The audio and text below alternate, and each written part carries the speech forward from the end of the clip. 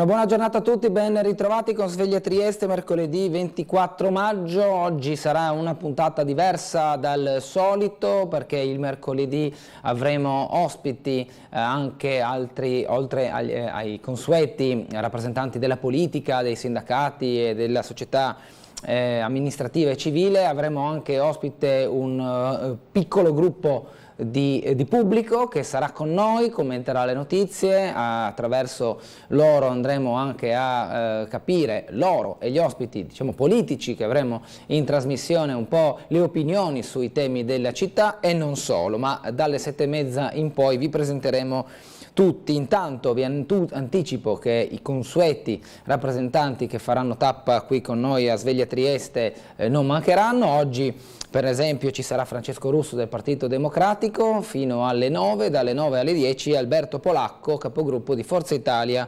in Consiglio Comunale. Andiamo a leggere il meteo. Una depressione in discesa dalla Danimarca verso la Baviera proprio oggi favorirà una moderata instabilità su tutta la regione, in seguito anche correnti nord-orientali progressivamente più secche e stabili. Lo vediamo dal sito dell'Osmer, anche la mappa della regione indica come nella giornata di oggi nuvolosità variabile, probabili rovesci o temporali sparsi a più riprese nel corso della giornata, in pianura saranno più frequenti al pomeriggio e in serata. Qualche temporale potrebbe essere localmente anche forte.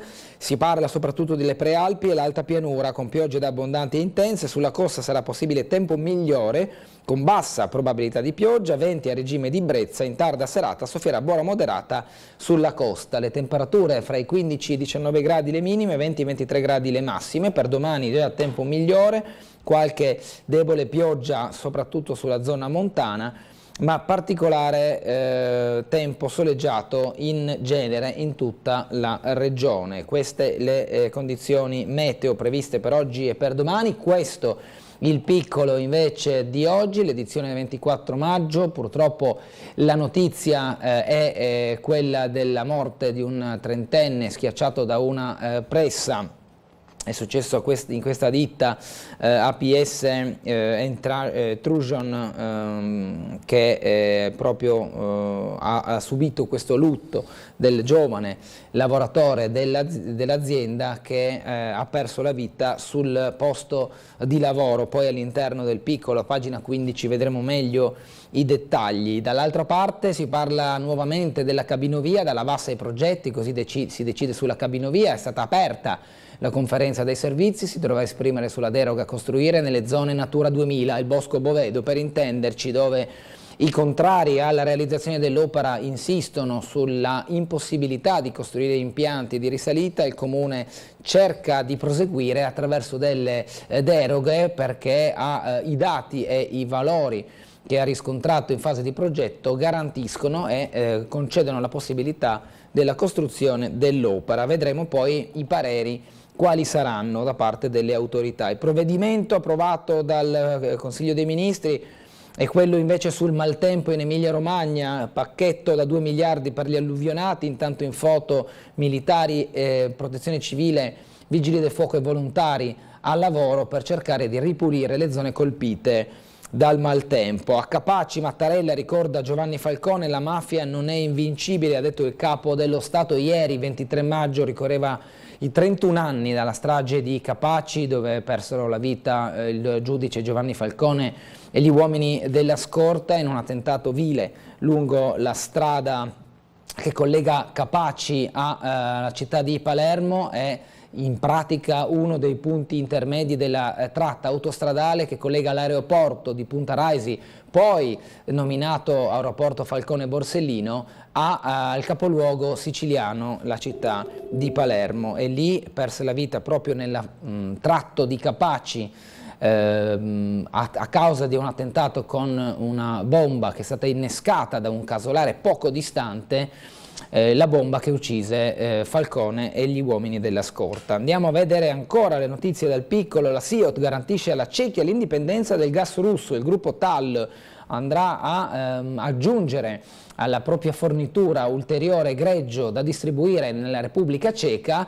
La volontà proprio della nazione è quella di arrivare a una differenziazione delle fonti di energia la più spinta possibile in modo tale da non dover dipendere in maniera preponderante da un solo paese, in questo caso la Russia, qualora dovesse poi chiudere i rubinetti, da Praga in poi ci si ritroverebbe senza questa materia importante per alimentare l'energia nel paese. Andiamo a vedere poi l'intervista a Bergamotto.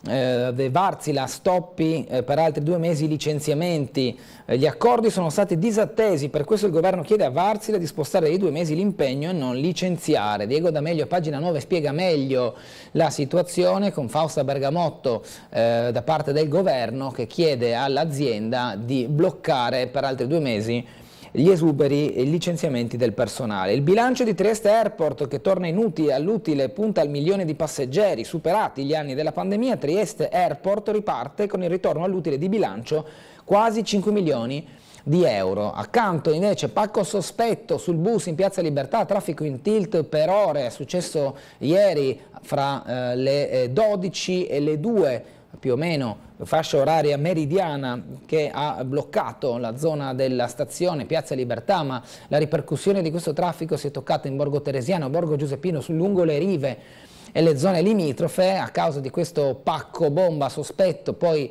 rivelatosi finto, che ha chiaramente comportato la necessità di mobilitare artificieri, vigili del fuoco e altre forze dell'ordine per le verifiche e l'eventuale disinnesco. Ancora dalla prima pagina, il mondo del karate, dall'addio a Mileto, il decano dei maestri, viene ricordato a pagina 26. Un caso sollevato a pagina 24 del Piccolo, quei malumori al Pedocin, lo vedremo tra non molto. Ancora per chiudere la prima pagina, in marcia su Roma con Ezio Mauro per lo spazio dedicato alla cultura nelle pagine interne al Piccolo. Facciamo un passaggio anche, oltre alla pagina meteo che abbiamo già visto, anche con il Corriere della Sera per vedere i titoli in prima pagina a livello nazionale. Aiuti, 2 miliardi per ripartire, Meloni dice prime risposte, sospesi tributi e rate dai mutui, 3.000 euro agli autonomi, il pacchetto per gli alluvionati, sia il decreto, la partita del commissario. Bonaccini dice serve subito, i morti salgono intanto a 15 per il maltempo e le situazioni di disagio che hanno subito e stanno subendo le persone residenti in Emilia-Romagna. Lezioni dal voto in Grecia, scrive Paolo Mieli, governo e stabilità nel suo editoriale. Ancora dalla prima pagina del Corriere della Sera, uno è il rimando a venerdì 7, la religione di Bellocchio, con l'inserto proprio del fine settimana, e l'altra è la guerra in Ucraina, la sfida di Belgorod tra droni e contrattacchi, un approfondimento alle pagine 12 e 13 del Corriere della Sera su ciò che sta accadendo fra Russia e Ucraina. Poi ancora la moneta unica che ha reso l'Europa più resiliente, scrive in questo caso a pagina 28, i 25 anni dalla BCE, un articolo con il pensiero di Christine Lagarde riportato poi all'interno del Corriere. Nei frutteti distrutti, così ho perso tutto, sempre il dossier sugli alluvionati. Poi subito sopra vediamo un aiuto subito all'Emilia Romagna, si è mosso il gruppo del Corriere della Sera e del TG di La 7 con un IBAN dedicato per chi vuole donare per le persone colpite dal maltempo. Vinicius, shock e arresti. In Spagna, dopo gli insulti razzisti, non si arresta, la polemica sul caso Vinicius, vittima di insulti, già i primi arresti. Lo stesso giocatore ha pubblicato in rete una serie di video che lo vedono come protagonista di una serie di insulti razzisti, e lui a questo si è ribellato pubblicando proprio tutto ciò che ha subito. Lite sull'antimafia, eletta Colosimo, PD e Movimento 5 Stelle insorgono, Mattarella dice i clan non sono invincibili. Chiara Colosimo, deputata di Fratelli d'Italia, eletta fra le polemiche, nuova presidente della commissione antimafia. Colosimo ha preso 29 voti mentre l'opposizione è insorta ed è uscita dall'aula il monito di Mattarella, i clan non sono invincibili. Mattarella ha parlato ieri in occasione dei 31 anni dalla strage di Capaci, poi nel frattempo ci sono stati questi passaggi più amministrativi che altro per l'elezione del Presidente della Commissione Antimafia, che in questo caso è andata in quota Fratelli d'Italia, non senza le polemiche però da parte delle opposizioni. Oggi l'Unione Europea presenta il documento PNRR, lavoro debito, le raccomandazioni di Bruxelles all'Italia, le linee guida per rivedere i piani PNRR, ma anche il lavoro, il debito e quindi l'Europa che dà un decalogo di indicazioni all'Italia. L'attuazione del Piano Nazionale di Ripresa e Resilienza resta al centro dell'attenzione di Bruxelles. Proprio oggi si rifletterà, leggiamo, anche nelle raccomandazioni specifiche per l'Italia, così il passaggio sul PNRR che sarà significativo. Al centro invece la foto del Giro d'Italia, si accende sul Bondone, Thomas torna in maglia rosa, tappa entusiasmante al Giro d'Italia, la salita del Monte Bondone ridisegna la classifica. Il francese Armirail perde la maglia rosa, primo all'arrivo al Almeida, crisi per Roglic, guida la nuova classifica Thomas.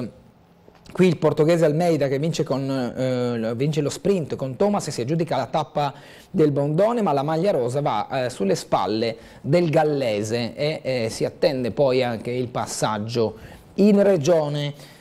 La giustizia allegra invece l'articolo di Massimo Gramellini nella rubrica Il Caffè, che come sempre, come piede, chiude la pagina del Corriere della Sera. Noi torniamo all'interno del piccolo, eravamo alla prima pagina, le vediamo quelle interne, il Salva Romagna. Il Consiglio dei Ministri approva il primo pacchetto da 2 miliardi per gli alluvionati, la Premier non era facile, Mattarella dice tutta Italia solidale, oggi lutto nazionale. Giorgia Meloni afferma, mi ha colpito molto la reazione delle persone, niente rassegnazioni o rabbia, tutti dicono ne usciremo più forti. In passato interventi di emergenza da 2 miliardi di euro non si erano visti, per la ricostruzione quantificheremo i danni. Queste le parole della Presidente del Consiglio, qui in foto accanto al governatore dell'Emilia Romagna Bonaccini, ai vice premier Tajani e Salvini. In più vediamo come detto la schiera dei sottosegretari alle spalle. De Gennaro, capo della Guardia di Finanza, la premier la spunta su Giorgetti e Crosetto, il Consiglio dei Ministri nomina il generale esperto nell'antidroga, Tesoro e Difesa erano contrari sulle nomine. Tema che appassiona forse poco ai lettori e ai telespettatori, sta di fatto che poi di determinate nomine ai vertici di grandi realtà istituzionali, giuridiche, amministrative del paese vengono scelte dalla politica e proprio perché è la politica a sceglierle non sempre questa decisione è condivisa fra le parti. Ancora con Selice, trappola d'acqua, il lago rimarrà per giorni, le pompe devono svuotare le strade poco a poco. A Lugo la 15ª vittima dell'alluvione, qui volontari che liberano le case dai mobili distrutti dall'acqua e dal fango. A Sant'Agata sul Santerno, le vediamo proprio a petto nudo in maglietta col cappellino che portano via mobili ormai fondamentalmente da buttare e cercano di ripulire le aree maggiormente colpite. Dubbi di Meloni su Bonaccini commissario, Fratelli d'Italia e Lega fanno un muro, nomina rimandata, Salvini critica il governatore nel Consiglio dei Ministri, spunta il nome di Bignami. E anche su questo, retroscena, come scrive il Piccolo, c'è una dialettica in corso. Ancora italiani preoccupati per le alluvioni, ma l'emergenza restano i prezzi. Il 26% è spaventato per la crisi climatica, ma 1 su 2 teme ancora l'inflazione. Fratelli d'Italia cresce, ma resta sotto il 30%, il Partito Democratico oltre il 20%, scendono Lega e Forza Italia. Qui le previsioni di percentuale di voto, le preoccupazioni o le opinioni della gente rispetto all'emergenza e al cambiamento climatico, con le percentuali di Corredo, un fenomeno molto preoccupante ma che implica un cambiamento notevole del nostro sistema di vita. In pochi sono disposti ad accettarlo, un fenomeno di cui non abbiamo ancora completa consapevolezza, un fenomeno che ci porterà alla distruzione e all'estinzione, un fenomeno che interessa e coinvolge la minoranza, la politica ma anche l'opinione pubblica sono disinteressate da ciò che sta avvenendo. Un tema che mi ha stancato e annoiato, un'esagerazione, altro non sa e non risponde nel sondaggio, con accanto vediamo il valore in percentuale della risposta che è stata data alla domanda proprio su qual è l'opinione rispetto all'emergenza e al cambiamento climatico. Non tutti hanno conoscenza e consapevolezza dell'argomento e quindi ci si divide fra chi è più catastrofista, chi invece lo mastica maggiormente e riesce a spendere un pensiero un poco più dettagliato. L'Unione Europea avverte l'Italia, la spesa va tagliata, basta ritardi sul PNRR. Oggi le raccomandazioni della Commissione: migliorare la capacità amministrativa, riduzione del debito e dubbi sulle autonomie. Leggiamo le prime righe di questo articolo: servono politiche di bilancio prudenti con un calo del debito continuo e credibile. Bisogna riportare il deficit sotto il 3% al più tardi entro il 2026 e contenere le spese, la spesa netta primaria, riducendo in particolare i sussidi contro il caro energia, ma soprattutto bisogna andare avanti senza ritardi con l'attuazione del PNRR, in particolare rafforzando la capacità amministrativa per far sì che i soldi vengano spesi bene e senza intoppi. Sono questi, secondo quanto ci risulta, i punti cruciali delle raccomandazioni di Bruxelles all'Italia che verranno pubblicate proprio oggi, quindi un'attenzione maggiore alla spesa, no ritardi, no perdite di tempo, e quindi basta sussidi ma investimenti. Il recovery italiano non guarda avanti, diamogli la scossa con i fondi di fondi. A 3 anni negoziati urgono riforme nel nome delle transizioni green e delle tecnologie. Qui il recovery plan italiano con il totale dei 191,5 miliardi, investimenti, riforme, ma anche digitalizzazione, rivoluzione verde, infrastrutture, istruzione e ricerca, inclusione, coesione e salute, le poste a cui va poi suddivisa la somma totale che andrà destinata all'Italia, e poi ogni comune, ogni regione ha avanzato dei progetti diversi per i propri territori.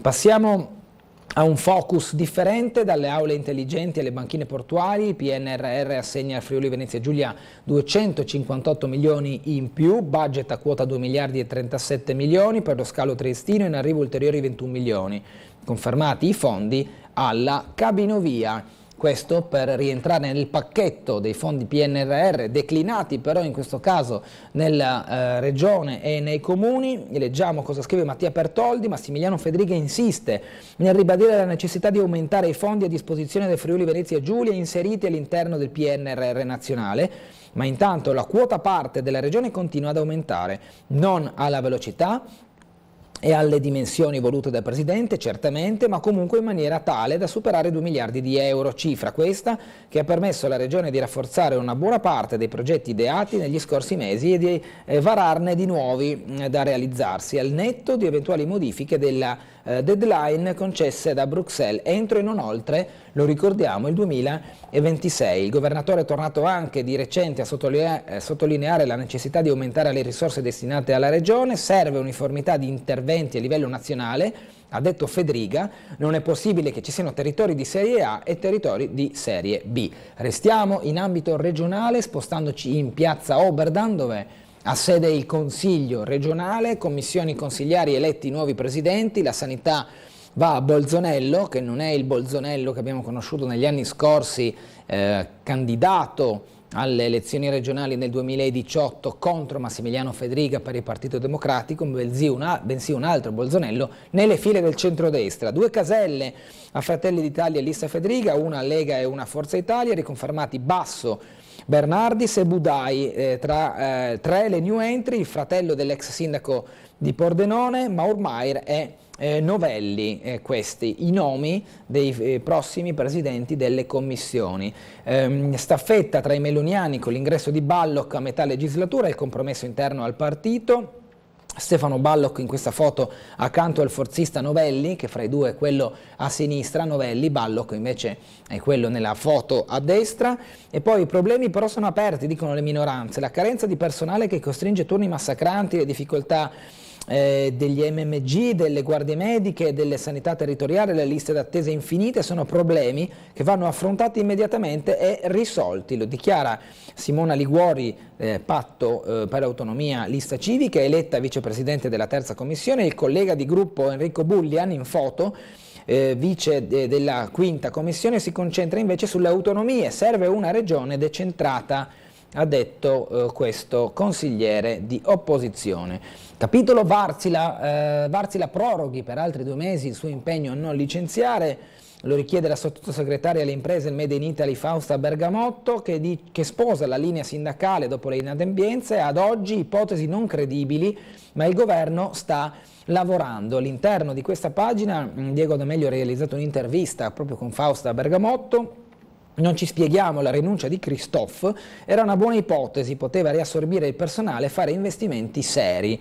Poi così non è stato perché Christophe si è defilata dal tavolo delle trattative. Idrogeno, vertice in Slovenia, l'assessore Bini, accelerare sull'hub, lo stesso assessore a confronto con i governi di Lubiana e Zagabria, è necessario lavorare in modo coeso per cogliere le opportunità europee. Passiamo invece alla strage di Capaci. Mattarella ricorda Falcone, mafia, cancro della società ma non è invincibile. Il capo dello Stato dice: volevano piegare alle istituzioni ma l'Italia ha reagito. Poi riceve le delegazioni sportive: io sono imparziale, tifo per gli arbitri, ha detto Mattarella, smarcandosi chiaramente da una posizione che può essere divisiva, ma al netto delle proprie appartenenze sportive è il valore dello sport che viene sottolineato dal capo dello Stato, nonché quello della giustizia e della legalità nei 31 anni di anniversario ieri della strage di Capaci, dove persero la vita il giudice Falcone e la scorta che era a suo seguito nel tratto fra Punta Raisi, l'aeroporto, e Palermo. Ci colleghiamo ora con la sala operativa della Polizia Locale per le notizie relative al traffico, alla viabilità e alle segnalazioni. Buongiorno. Sì, buongiorno a lei e a tutti i telespettatori. Buongiorno, prego, ci dica tutto. Allora, iniziamo dalla notte, che per noi è trascorsa solo con interventi di routine, nulla da segnalare da questo punto di vista. Per quanto riguarda il traffico attuale è abbastanza scorrevole e scarso, andrà via via aumentando con il picco che prevediamo verso le ore 9 di mattina, con dei rallentamenti come sempre sulla zona Rive, entrata città, e la zona di San Giacomo. Per quanto riguarda manifestazioni non sono previste in data odierna che vadano a interessare la viabilità. Invece per quanto riguarda cantieri e lavori devo segnalare che la via Cabotto è stata riaperta al traffico, però sono ancora presenti dei divieti di sosta in quanto devono ultimare la potatura, le alberature laterali. Divieti che sono presenti anche in Campomarzio sempre per il problema della potatura degli alberi. Le rive nella zona della stazione marittima per la partenza delle navi sono state riaperte, quindi di nuovo fruibili a zona di sosta, invece sono stati posti dei divieti tutto intorno alla zona del Salone degli Incanti, questo per le riprese cinematografiche che sono molte svolte questa notte senza creare particolari disagi. Inoltre in varie zone della città ci sono dei nuovi cantieri dove sono stati posti dei divieti di sosta come via Marco Polo, via di Romagno e larga Papa Giovanni, quindi fare attenzione ai divieti provvisori per evitare l'annoso problema delle rimozioni. Altre cose particolari non ci sono, restituire le linee. Grazie allora, una buona giornata e un buon lavoro.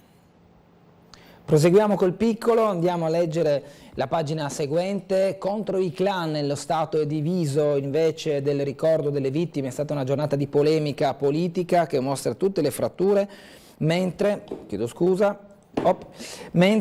Cosa Nostra si riorganizza. Queste le opinioni che vanno a puntare anche il dito contro le divisioni che talvolta si hanno ancora nei confronti della lotta alla mafia. Detenuto morto in carcere a Viterbo, il procuratore a processo non indagò, il garante aveva presentato un esposto rimasto inascoltato fra le notizie di cronaca a carattere nazionale. Andiamo alla pagina seguente. Dall'Unione Europea più aiuti e la spinta per gli F-16, Borrell serve un sostegno decisivo.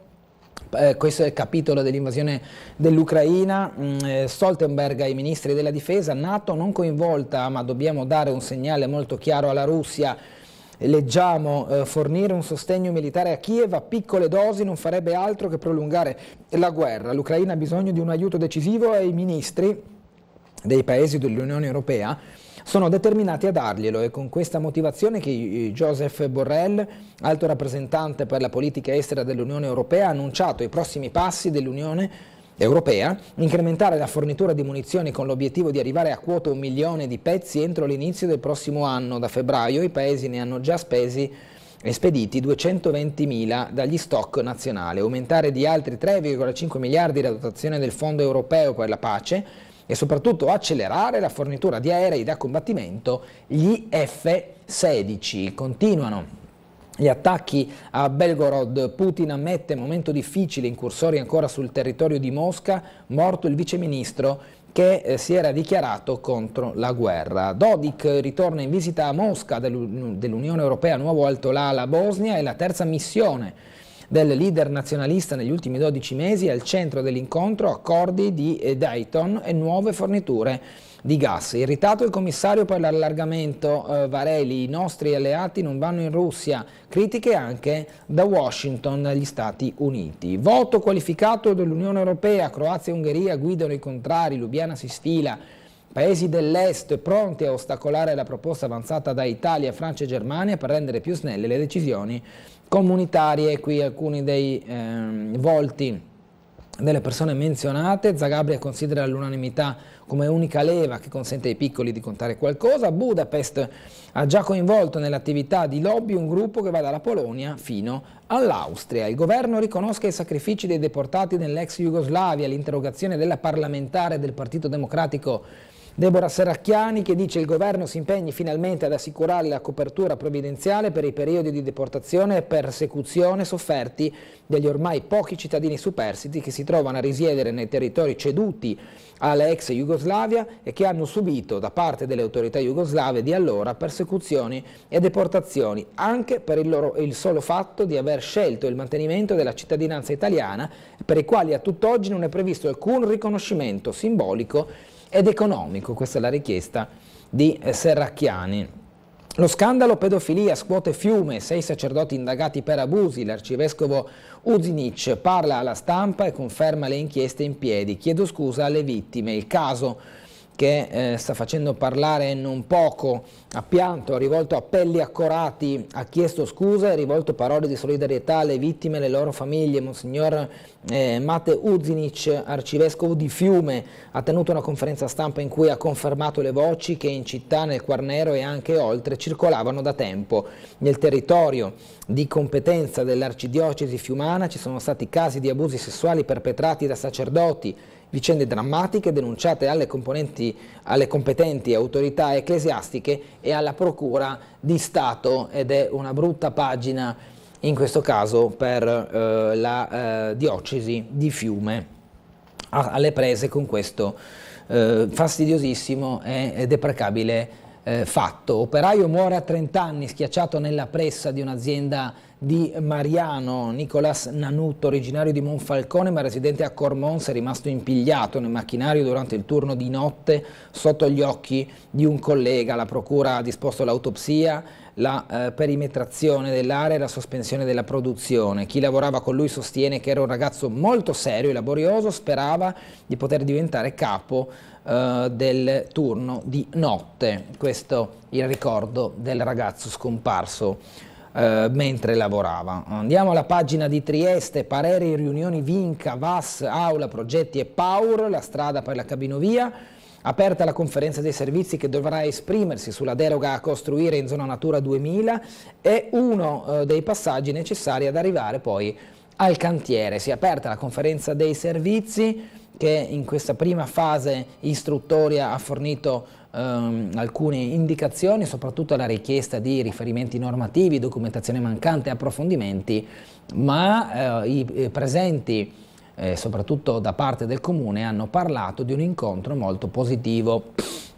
Restiamo in Portovecchio, 3 concorrenti per realizzare la cittadella sportiva a Barcola, apertura delle buste ieri, per 2 progetti di carattere ricreativo in altrettanti luoghi diversi della città. Per l'impianto polifunzionale in via Frausin sono giunte in comune 2 offerte. Poi ci sono invece quelle che riguardano la costruzione della cittadella dello sport. I CICOP, Mari e Mazzaroli con Rosso e TPS lotteranno per l'area a mare. A San Giacomo si confronteranno CP e i pordenonesi Spagnol e Balsamini. Queste per le presentazioni delle offerte per i progetti sportivi di cui abbiamo parlato. Appalto musei, si prepara l'integrazione degli stipendi. Entro giugno l'annuncio, la conferma nella Commissione Trasparenza sul caso affrontato ieri, e intanto si profila un rinnovo a Europromos. La Confsal dice pronti noi alle barricate, è stato l'oggetto della Commissione Trasparenza di ieri, dove sono stati ascoltati i sindacati e l'assessore Rossi. Stato del Vescovo Santine, ora completa di Targa in piazza Sant'Antonio, così c'è una didascalia per chi passa e vuole capirne di più. Materiale ferroso sequestrato nell'area dell'ex Ferriera, l'intervento dei carabinieri del NOE di Udine che hanno sequestrato materiale ferroso all'interno dell'area ex ferriere. I militari sono intervenuti a seguito di una segnalazione presentata da Maurizio Fogar, consigliere comunale a Muggia. Vi invio questa segnalazione, si legge, perché l'area antistante la banchina è divenuta una discarica di rotami ferrosi. In questi giorni, a detta di consulenti del Circolo Miani, i cumuli superano le 100.000 tonnellate.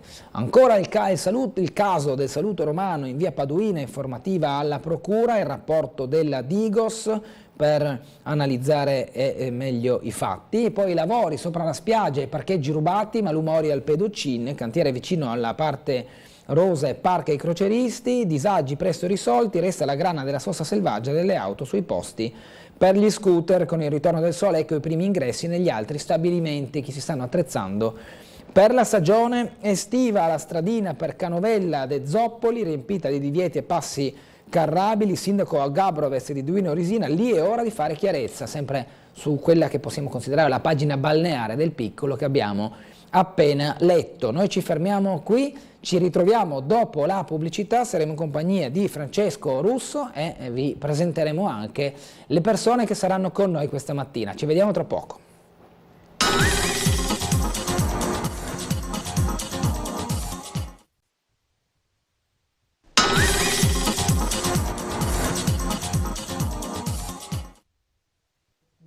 In diretta, sempre con Sveglia Trieste. Allora, intanto mi vedete senza tavolo, è su uno sgabello, ma perché? Perché vi presento il parterre di questa mattina. Comincio con Francesco Russo che il pubblico conosce già. Buongiorno a tutte e a tutti. Al consigliere regionale del Partito Democratico e vicepresidente del Consiglio Francesco Russo.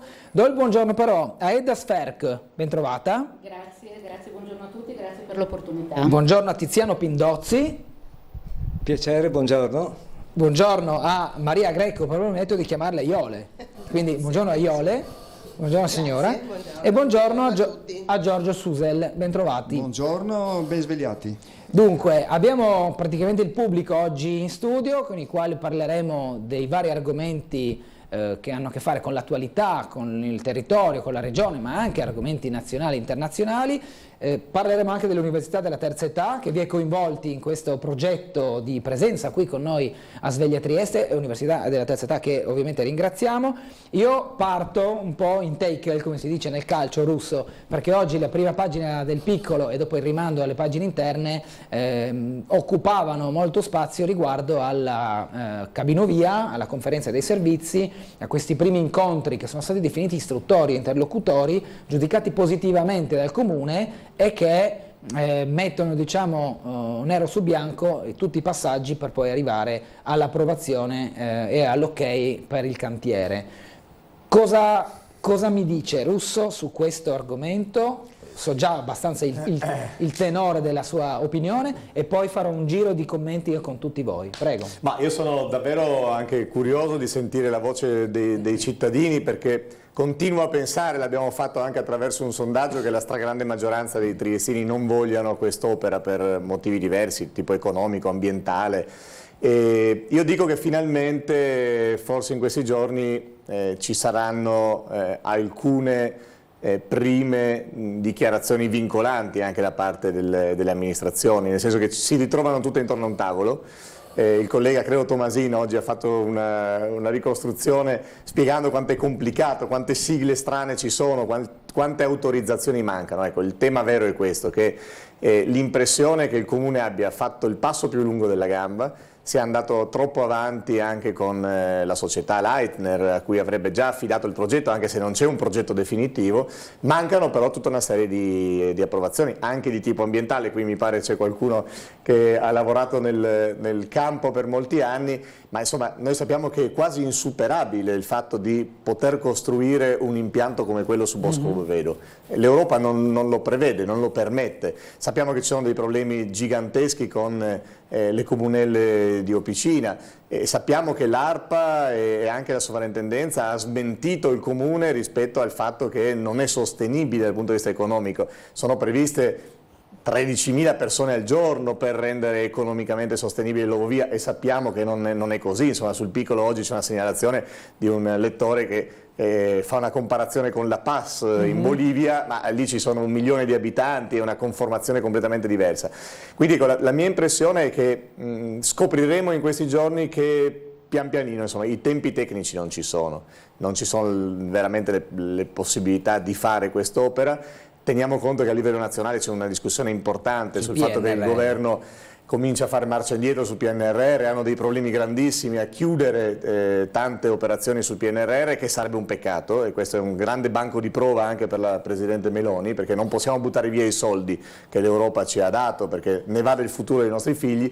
Credo che una delle opere più inutili e più lontane da essere realizzate si rivelerà proprio l'Ovovia, e io lo spero, perché secondo me abbiamo ancora il tempo per sfruttare quelle risorse e fare qualcosa di veramente utile per la città. Allora, giro veloce, perché mi interessa sapere se siete a favore o contro la cabinovia, ma non come tifo da stadio, ma su un processo ragionato di quello che può essere l'utilità dell'opera. Edda, intanto velocemente solo, è più propensa o meno alla cabinovia lei? Allora, francamente, personalmente direi contraria. Più contraria che favorevole? Sì, direi di sì. Perché... Tiziano? Dopo andiamo al perché. Intanto Io sono scettico. Lei è scettico? Sì, sulla realizzazione, perché mi sembra anche perché l'utenza che dovrebbe usufruire di questa struttura mi sembra molto limitata, cioè dovremmo avere una città metropolitana, cioè con un'utenza metropolitana per poter, secondo me... Ho steso il tappeto a Francesco Russo, appena detto città metropolitana. Io mi risveglio subito. L'ho visto che si è agitato. Torno da lei fra un attimo. Iole, lei è a favore o contro? No, io sono sicuramente contro. Contraria. Sì. E Giorgio? Sì, anch'io devo dire, mi lascia perplesso il fatto che appunto venga svolto questo non un lavoretto da poco in una città, se vogliamo, piccola, e di conseguenza sarà poco adoperata. Ecco. Allora, Edda, torno da lei. Abbiamo capito come i 4 nostri ospiti oggi non siano favorevoli o siano comunque scettici. Andiamo sui perché. Allora, ritengo che Trieste non sia una città strutturalmente predisposta per gestire un'opera di una valenza e un'importanza anche ambientale così impegnativa. Okay. Credo che il ritorno economico sarebbe da ipotizzare una scadenza talmente lontana, voglio dire, che non so se economicamente sia obiettivamente la scelta più corretta, anche perché ad esempio ad Opicina non vedo in questo momento strutture predisposte o predisponibili in tempi brevi per i parcheggi delle persone che potrebbero utilizzare, ad esempio venendo da fuori ed arrivando in città con l'Ovovia. E poi al momento mi chiedo obiettivamente, un turista che dovesse decidere di utilizzare questo strumento a Opicina in questo momento, che cosa potrebbe trovare di fortemente motivante per andare lassù. Cioè, voglio dire, le città a livello europeo che hanno fatto scelte, e anche non europeo, che hanno fatto scelte di questo genere, vanno a vedere qualcosa di talmente particolare che vale la pena usare, che vale la pena e che ha senso, secondo me. In questo momento non vedo che cosa vedere, da dove si parte, ma soprattutto dove si arriva. Dove si arriva. Tiziano Pindozzi, già aveva anticipato il suo scetticismo. Il mio scetticismo, certo, è fatto sul fatto che secondo me l'utenza, almeno l'utenza triestina, è molto ridotta. Anche chi viene a Trieste, è stato fatto uno studio per capire in che modo vengono a Trieste e qual è l'utenza esterna alla città che gravita su Trieste. Per questo sono molto scettico e per questo parlavo anche di una città metropolitana, perché dovrebbe essere un'utenza molto più ampia. Insomma, ecco, calcoliamo che Trieste è piccolina come numero di abitanti, e anche l'entourage che sta attorno, non so, sentivo anni fa che si parlava, cioè, per un'area veramente ampia che uscisse anche dalla provincia di Trieste per la città metropolitana, ma insomma dopo sappiamo dopo con Francesco Russo che ci potrà spiegare meglio, visto che era un suo cavallo di battaglia. Ecco. Dopo Russo gli domando sulla città metropolitana. Iole, lei ha detto, lei è contraria, anche lei è contraria su aspetti ambientali, di volumi di persone, oppure c'è qualche altro? Perché penso prima di tutto che non si riuscirà a sfruttare tantissimo nella nostra regione, perché collabora e con tutti i problemi, diciamo, che comportano chiaramente, perché io ho frequentato la montagna e ho usufruito di queste cabinovie, e appena c'era un po' di vento fermavano le cabinovie, non occorreva che ci fosse la bora, no? Certo. Allora dico, vabbè, per certi periodi la fermiamo, la gente, non so quanti turisti riusciamo a portare su, allora diventa appunto un costo che non viene adeguato, diciamo, ottimizzato. Non viene utilizzato. Ottimizzato, ecco. sì.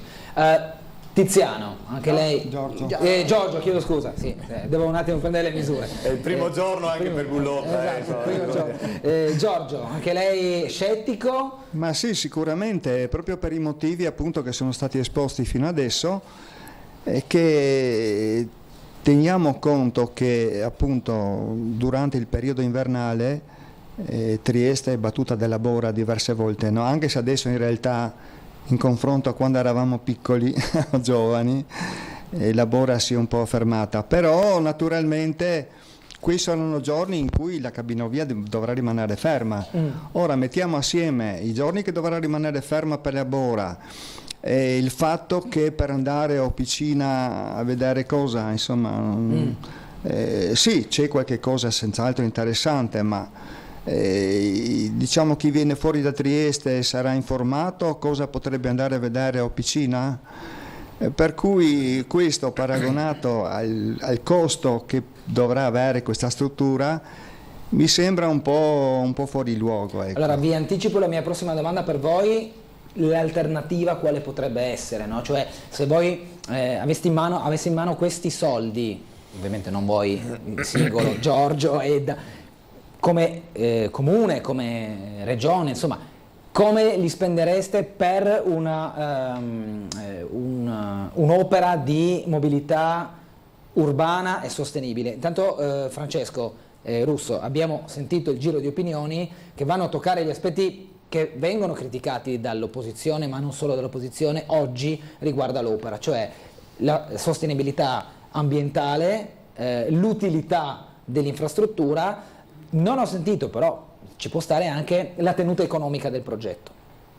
Ma io l'ho detto spesso anche al sindaco di Piazza, basterebbe fare un giro al bar e ascoltare i cittadini, perché mi fa piacere, non è che ci siamo messi d'accordo stamattina, non credo. Sono 4 cittadini presi a caso, a sorte, e io credo che la maggior parte dei triestini ragiona in questi termini, ma ponendo non le ragioni dell'opposizione, quelle che i tecnici hanno messo in luce. Cioè, il fatto che ci siano tanti giorni di bora lo ha detto l'ARPA, e l'ARPA ha detto i giorni che ha contato il comune sono troppo pochi, perché guardate che quelli di bora effettiva sono di più. E così vale per le altre cose. Non è sostenibile questa struttura con i suoi costi, con gli abitanti triestini. Genera dai 3 ai 5 milioni di debito ogni anno, ma chi lo paga? Lo paghiamo noi con le nostre tasse, togliendolo ad altre cose. Allora io dico, siamo in tempo a tornare indietro, anche perché guardate, c'è una lezione straordinaria dai fatti terribili dell'Emilia Romagna, no, della Romagna in particolare. Sì.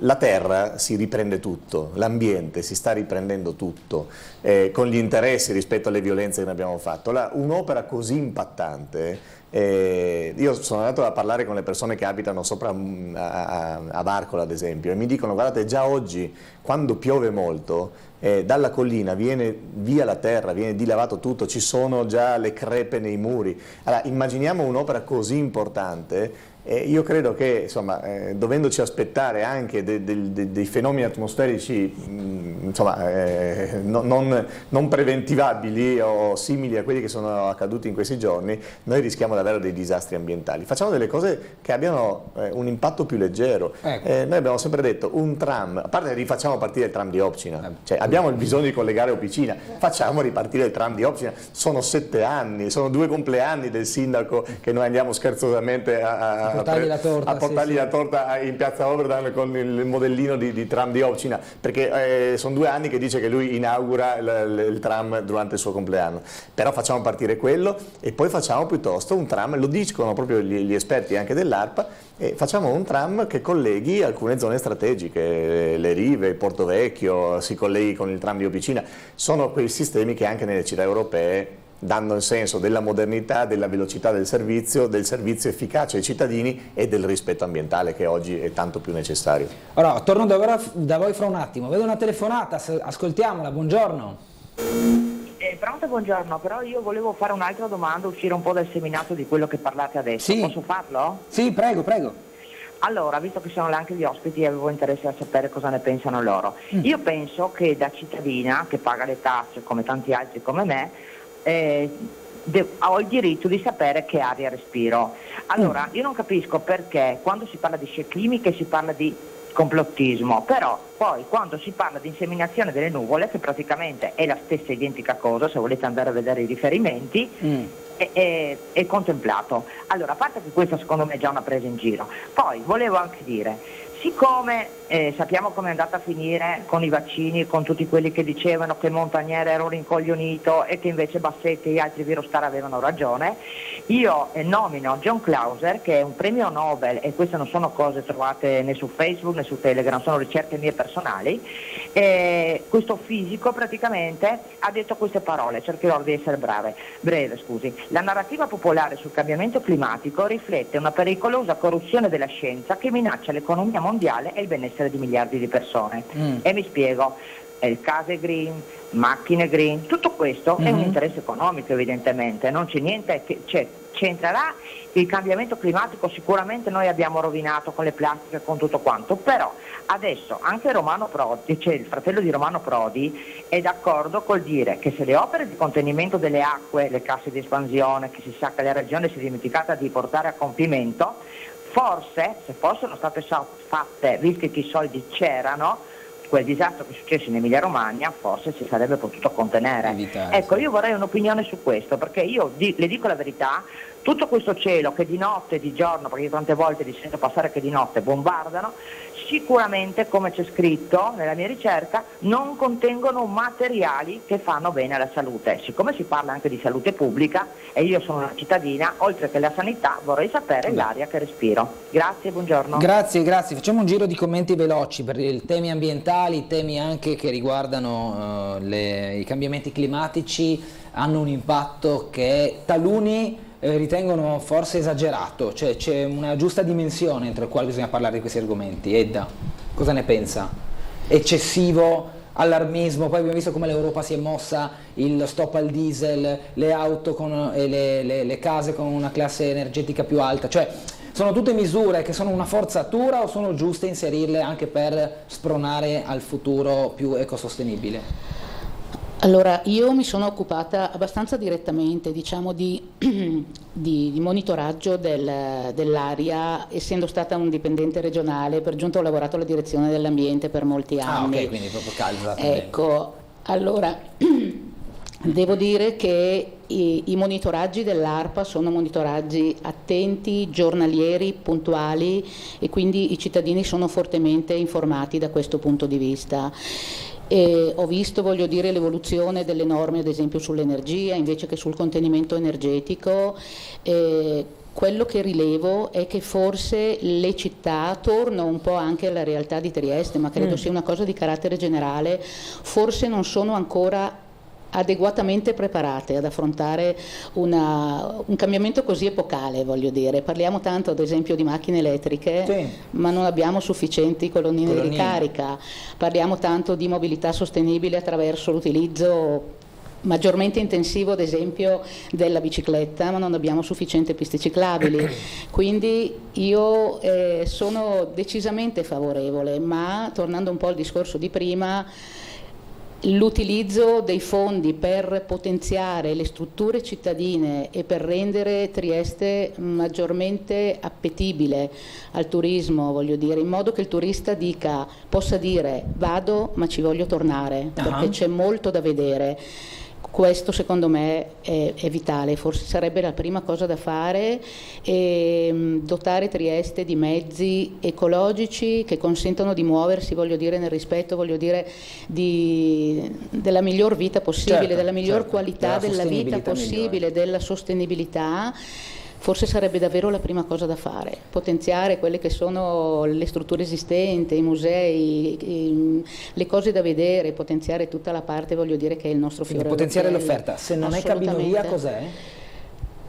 Tram prima di tutto, e mobilità sostenibile in città. Ok, Tiziano, velocità, dopo andiamo in pubblicità, torno con voi. Sì, la mobilità sostenibile, insomma, innanzitutto potenziare il collegamento ferroviario. Perché io pensionato ex ferroviere, insomma, posso dire, abbiamo tante professionalità. Perfetto, ma basta ascoltarli i cittadini, lo diciamo sempre, hanno più risorse di noi. 150 km Trieste, Venezia, insomma, basta vedere quanto c'è il tempo di percorrenza. Tiziano, perché è così lenta questa linea? Cioè, passa in mezzo ai comuni, passa in mezzo alle frazioni, passa in mezzo alle case. Perché non si fa mai niente di concreto? Francesco, lo domando anche a lei. Perché non si riesce a velocizzare questa Trieste-Venezia? Non lo so, perché non si riesca, volontà politica, certo, è una volontà politica, però si può fare, sì. Certo, c'è il problema del tracciato, perché purtroppo il tracciato fino ad Aurigina sale, e dopo, no? E quindi infatti ai tempi dell'Austria-Ungheria era prevista a livello pianeggiante una linea ferroviaria, no? Per rifare, perché purtroppo la linea alta aveva i problemi di pendenza. Per questo, però dopo, insomma, visto il movimento storico che c'è stato, insomma, dopo fu completamente abbandonato quel tipo di strutture e di progetto, insomma.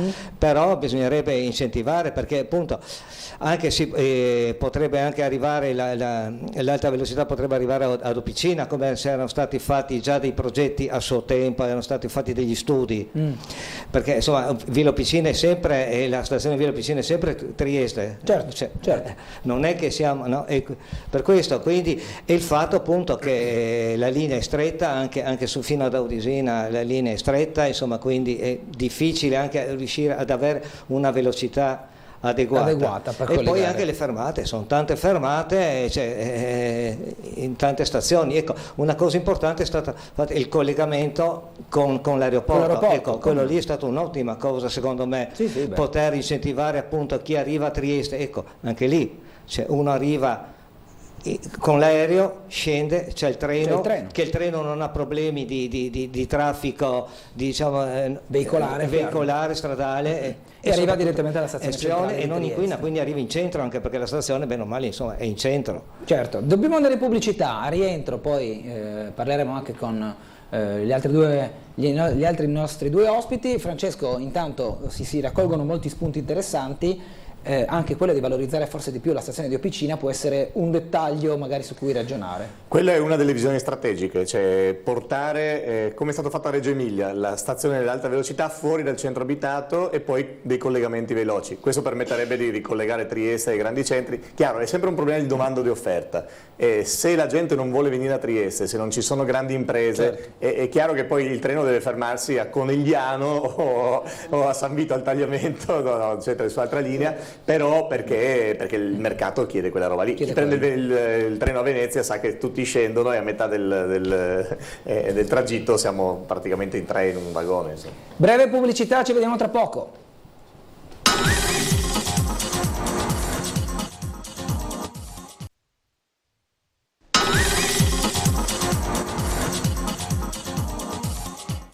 Bene, riprendiamo Sveglia Trieste, siamo in compagnia di Francesco Russo, consigliere regionale del Partito Democratico. Abbiamo con noi anche il pubblico che l'Università della Terza Età ci ha aiutato a coinvolgere, e io passo di nuovo la parola alla signora Iole. Abbiamo commentato la cabinovia, abbiamo ascoltato la telefonata, temi ambientali messi su questo tavolo oggi, un suo giudizio? No, io sono d'accordo che bisognerebbe riprendere il tram di Opicina. Il tram, ok. Ecco, visto che io ero un abitante, sono nata a Opicina, perciò il tram per me, per 20 anni, è stato un mezzo di trasporto, ho usato solo quello. E onestamente mi dispiace che è finito malissimo, perché sono già 7 anni e questo era anche attirava un po' diciamo, le varie persone che venivano a visitare Trieste. Questo viaggio e diciamo, questo tram era una bella attrazione, insomma. Ecco. Lei ha usato per 20 anni il tram per i suoi spostamenti, giusto? Esatto, il 4 tram, volte al giorno. Quante? 4 volte al giorno. Ecco, lei era pieno il tram? Sì. Sempre pieno? Sì. Cioè era un mezzo come un autobus, non era sì, solo il esatto, giretto turistico, intendo dire. Esatto, era un mezzo che si andava a lavorare. E chiaramente era pieno nell'orario, diciamo, di spostamento, certo. Chiaro per me. Ecco, oggi c'è la 2 che prende il posto Sì, ma non è la stessa cosa. Ecco, perché? Ecco, non lo so, non perché ha questo fascino. Era bello, si passava in mezzo al bosco e c'era questo distacco non so come si chiama, con le funi a Romagna, sì, insomma, era una cosa più particolare. Un po' più romantico, diciamo. Sì, era più bello, insomma. Quindi lei chiede tram sia ripristinato ma comunque più sicuro, perché l'ultima volta con la quale sono andata col tram, in discesa non mi sono sentita sicura e mi sono fatta questa domanda: perché per 20 anni non ho avuto paura e quel giorno lo sentivo così un po' traballante, non lo so. Okay. Ecco. Valeringo. Sì, esatto. Sensazione. No, una sensazione. Ok. Giorgio? Cosa ci dice invece? Ma sì, io ricordo sempre quando sono venuti a Trieste, perché noi abbiamo la figlia che non abita a Trieste, e quando sono venuti qua a Trieste, diciamo i 3 nipotini, anche se adesso sono cresciuti, siamo andati a Opicina con il tram, per loro è stata una bella esperienza. Vedere il tram che passa nel centro città, che poi si collega con la fune che lo porta su in alto, per loro è stato interessante, io li vedevo molto interessati di questo. E quindi questa sarebbe senz'altro una possibilità, dico io, di incentivare l'interesse che dava anche il tram, no? Io ho avuto questo esempio, appunto, va bene, i ragazzi erano piccolini, diciamo, però ci hanno dato una bella soddisfazione proprio provare cos'è adoperare il tram, ecco. Se non dovesse essere cabinovia, lei cosa vorrebbe al suo posto? Cioè, abbiamo questi soldi, li dobbiamo spendere per fare un'opera di trasporto pubblico. Lei dice no alla cabinovia, sì a cosa? Incentiviamo il tram anche in centro a Trieste. Quindi una linea tranviaria in città. Una linea tranviaria in cui possa unire le parti principali, passato, appunto, di Trieste, e che sarebbe senz'altro una cosa, io penso, basta andare insomma nelle altre città europee o anche mondiali, per dire, e che si vede che il tram è ben incentivato, no? E di conseguenza questo sarebbe senz'altro, secondo il mio punto di vista, una cosa interessante per Trieste. Russo, abbiamo raccolto le opinioni sull'alternativa della cabinovia da parte dei qui presenti, quindi una linea tranviaria in città, secondo Giorgio, penso anche secondo Iole, può essere un'alternativa valida alla cabinovia, fattibile?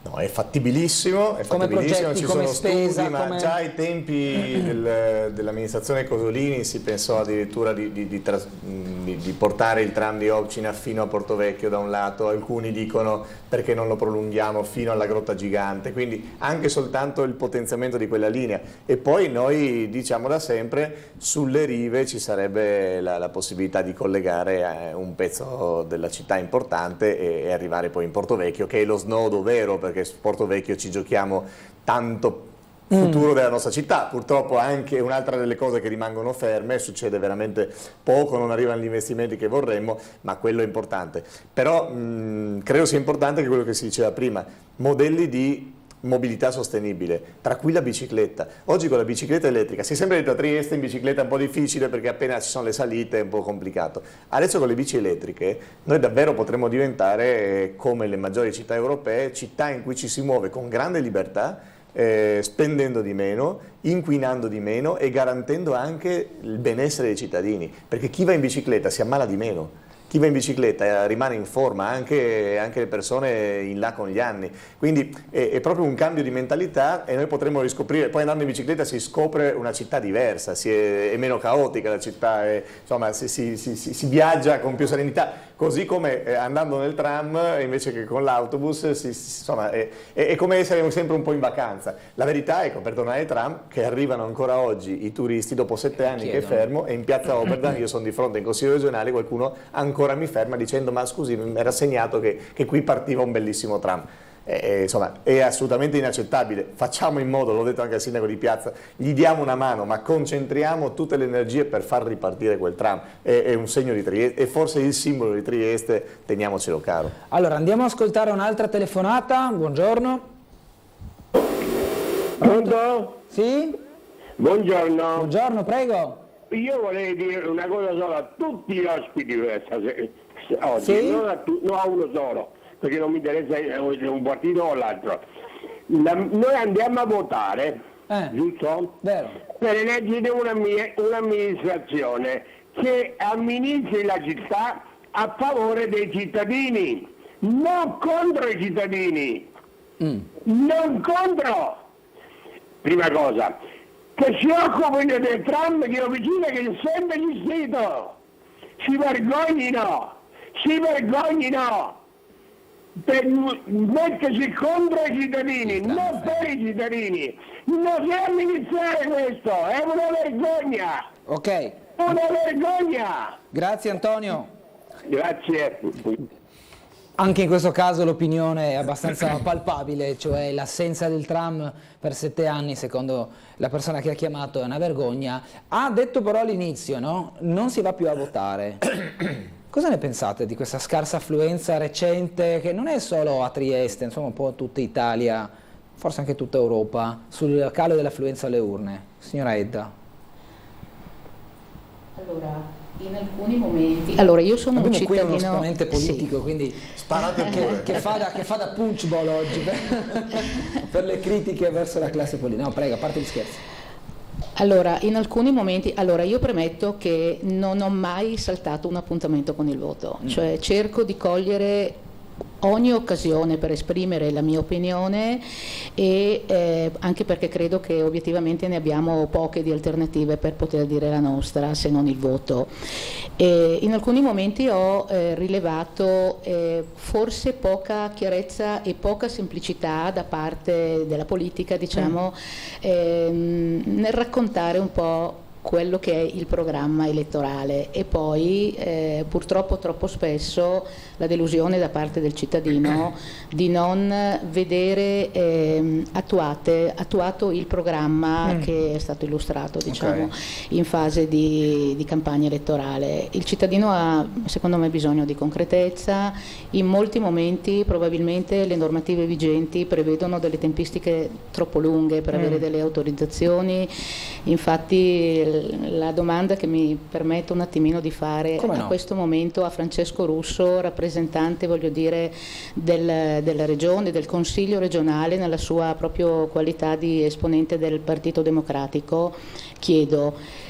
Mi ricollego un attimo al discorso della cabinovia semplicemente perché è un argomento molto pesante e vedo che le procedure sono molto lunghe. Mi chiedo, per evitare la conferenza dei servizi, che ovviamente mi pare di capire sia l'unica soluzione per poter mettere tutti intorno a un tavolo allo stesso momento e per evitare queste tempistiche troppo lunghe che a volte si scontrano una con l'altra e che quindi ci costringono ad arrivare poi a una conferenza dei servizi, ma che ovviamente vede già alle spalle una tempistica ormai molto lunga.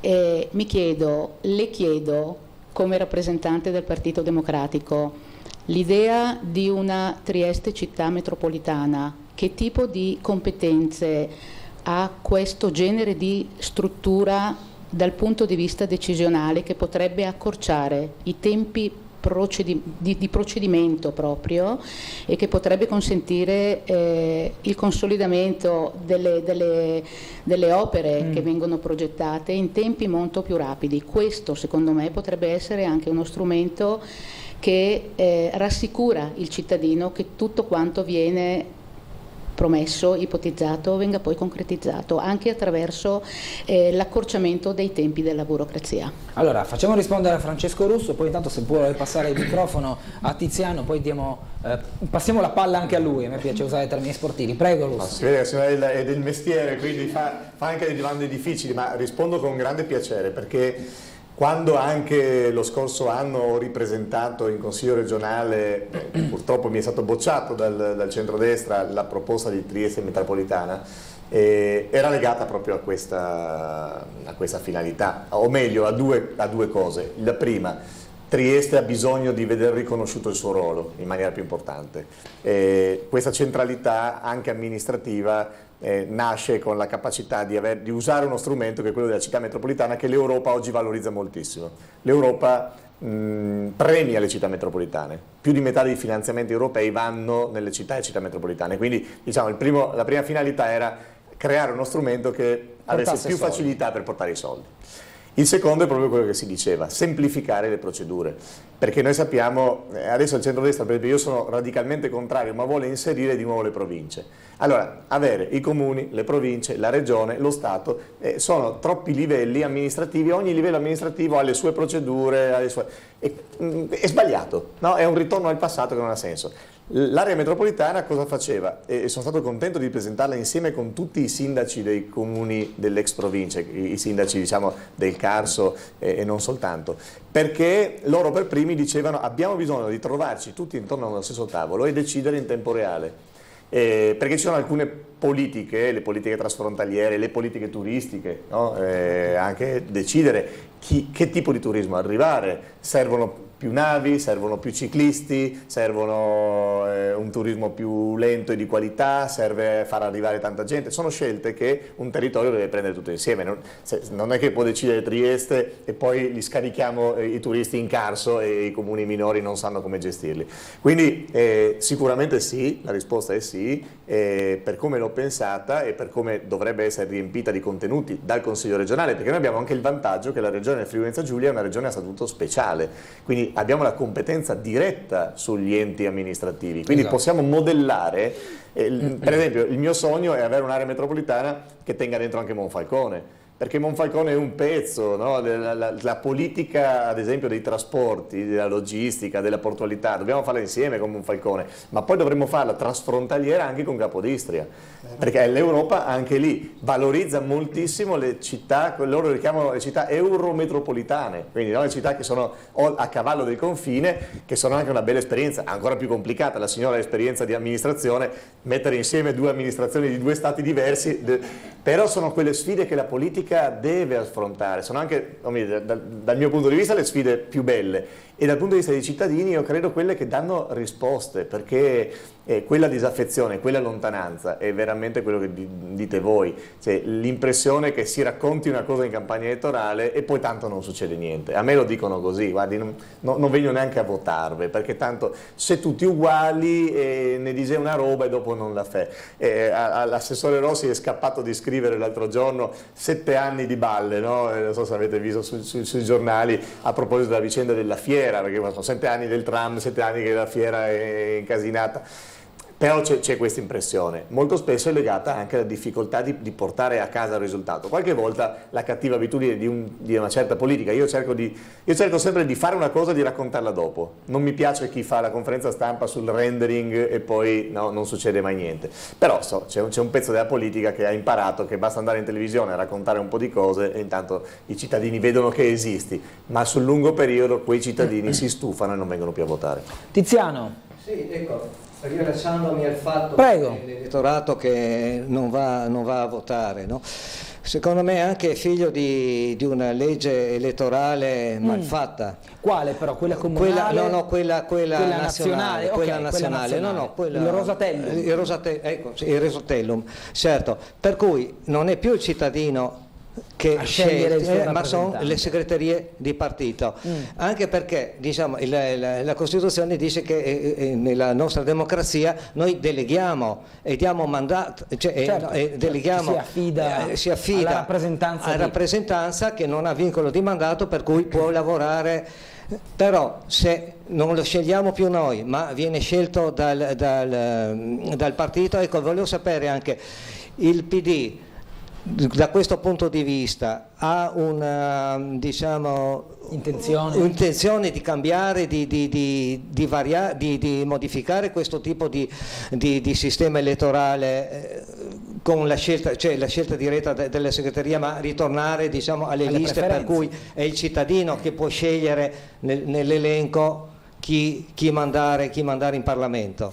Francesco Russo, prego. Mi sono battuto velocissimo anche in Regione, dove il Presidente Federica ad esempio vorrebbe cambiare la legge elettorale e togliere le preferenze, io mi sono battuto dicendo no. Quella cosa lì tiene ancora i cittadini vicino alla politica, perché l'ho sperimentato anche sulla mia pelle. La gente viene a votare e dice no, guardi, non voto per il partito, voto per lei, no? Voto per... e questo rimane importante. Certo, ci sono le grandi idee, le coalizioni, i partiti, ma poi c'è la fiducia nei confronti del sindaco, del singolo cittadino, e a livello nazionale dovremmo trovare, per quello io sono favorevole anche a un ritorno a una situazione più di tipo proporzionale, quindi con le preferenze, con la possibilità che insomma, si scelga, ognuno possa scegliere il suo partito, poi certo con un premio di maggioranza per garantire anche il fatto che poi chi governa abbia una maggioranza abbastanza solida. Però c'era una bella espressione di un costituzionalista tanti anni fa, che poi fu ucciso anche dalle Brigate Rosse, che diceva il cittadino arbitro. A me piace moltissimo, io credo che il cittadino deve tornare arbitro delle istituzioni, perché se si sente arbitro allora torna a votare, fa la fatica quel giorno di alzarsi, di cercare il certificato e di andare a votare. Insomma, non dobbiamo perderlo, perché quando vota il 40% c'è un segnale di attenzione alla democrazia importante. Giorgio, lei ha qualche domanda da fare al qui presente consigliere regionale Francesco Russo? Beh no, prima si è sfiorato per dire il fatto delle piste ciclabili. Sì.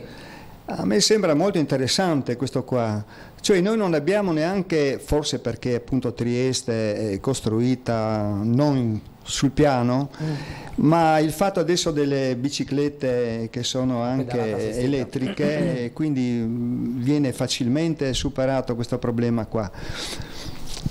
Io mi ricordo sempre che quando siamo andati in Germania, un viaggio, la guida ci ha detto attenzione, che qua ci sono le piste ciclabili, se voi camminate sulle piste ciclabili fate attenzione, perché se vi buttano sotto hanno ragione loro, perché loro, cioè i ciclisti sulle piste ciclabili, hanno la precedenza e di conseguenza state attenti. Da quel momento in poi siamo stati molto più attenti a non camminare sulle piste ciclabili che passavano per il centro cittadino, dove camminava la gente praticamente. Ecco che mi sono reso conto della differenza che abbiamo noi. C'è la pista ciclabile, vabbè, insomma, mica ci posteggio anche la macchina, chi non parcheggia esatto. Ci metto lo scooter già che siamo. Ora le piste ciclabili a Trieste ci sono, ma troppo poche, direi troppo io, no? poche. Troppo poche, e di conseguenza io penso che si potrebbe incentivare questo fatto di adoperare di più la bicicletta, e sarebbe una cosa, secondo me, come si diceva anche più che fa bene alla salute, no?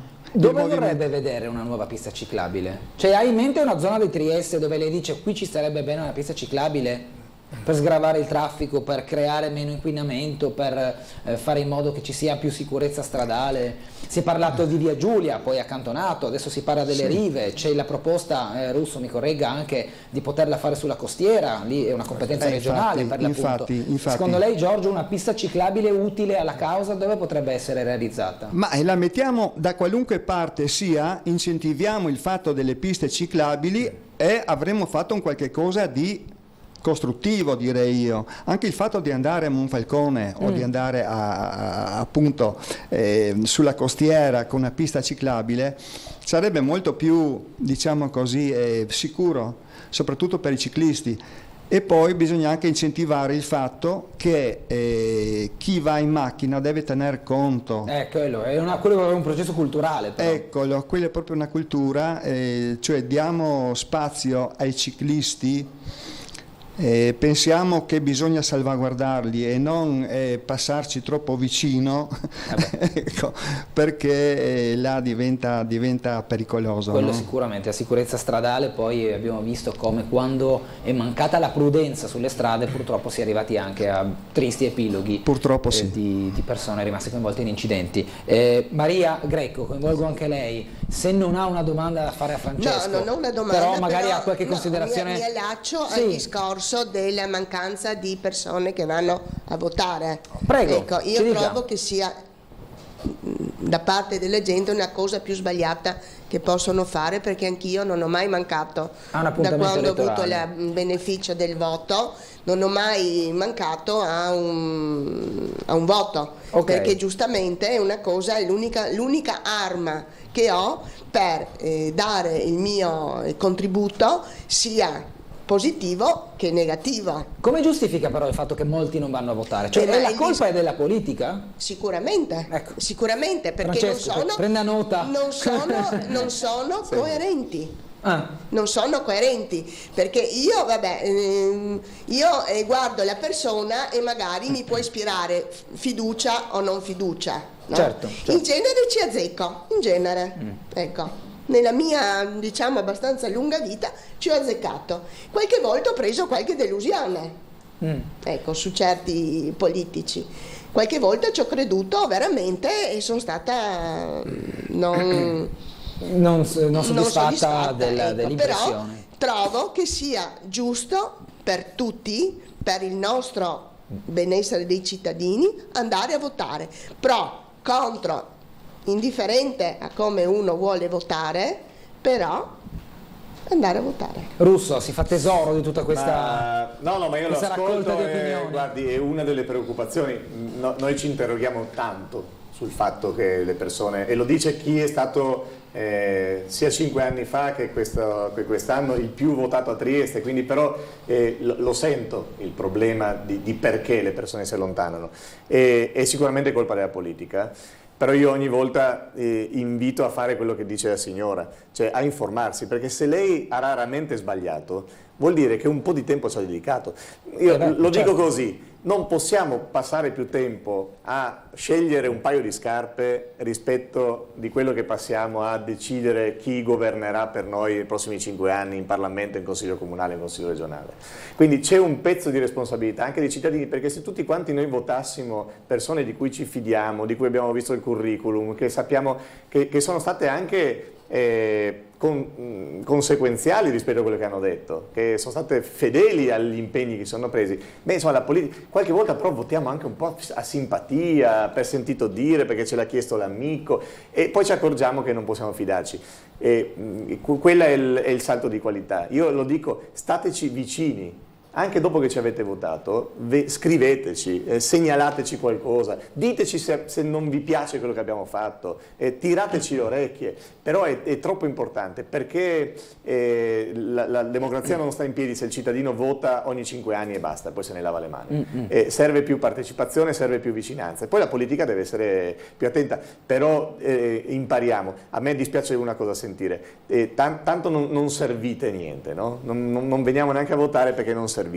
Poi la verità è che tante cose importanti si decidono dentro la politica. Cioè, pensiamo al tema della sanità, stamattina non è venuto fuori, ma ogni volta che veniamo qui telefonano in tanti dicendo che c'è un problema grande con la sanità. Infatti era un argomento che avrei voluto... Ma insomma, la sanità la decide la politica, in particolare la decide il Consiglio regionale, la Giunta regionale, ma ci sono i temi ambientali, allora, non possiamo disinteressarci, perché se anche, come si dice sempre, se anche noi ci disinteressiamo della politica, e la politica si interessa alle nostre vite, insomma, perché decide le cose di qualità. Quindi sono contento anche di questo dialogo stamattina, veramente mi fa molto piacere, faccio i complimenti, non so se è merito di Gulotta io non c'entro della redazione, ma insomma, sono un esecutore io. Però questo ci aiuta, così come le telefonate, così come gli incontri che facciamo, insomma io cerco di ricevere tutte le persone che mi chiedono magari un appuntamento. Mantenere aperto questo collegamento fa la differenza, però abbiamo bisogno dei cittadini, perché la politica migliora soltanto se la sentiamo una cosa di tutti. Dobbiamo andare in pubblicità nuovamente, breve pausa, ci vediamo tra poco.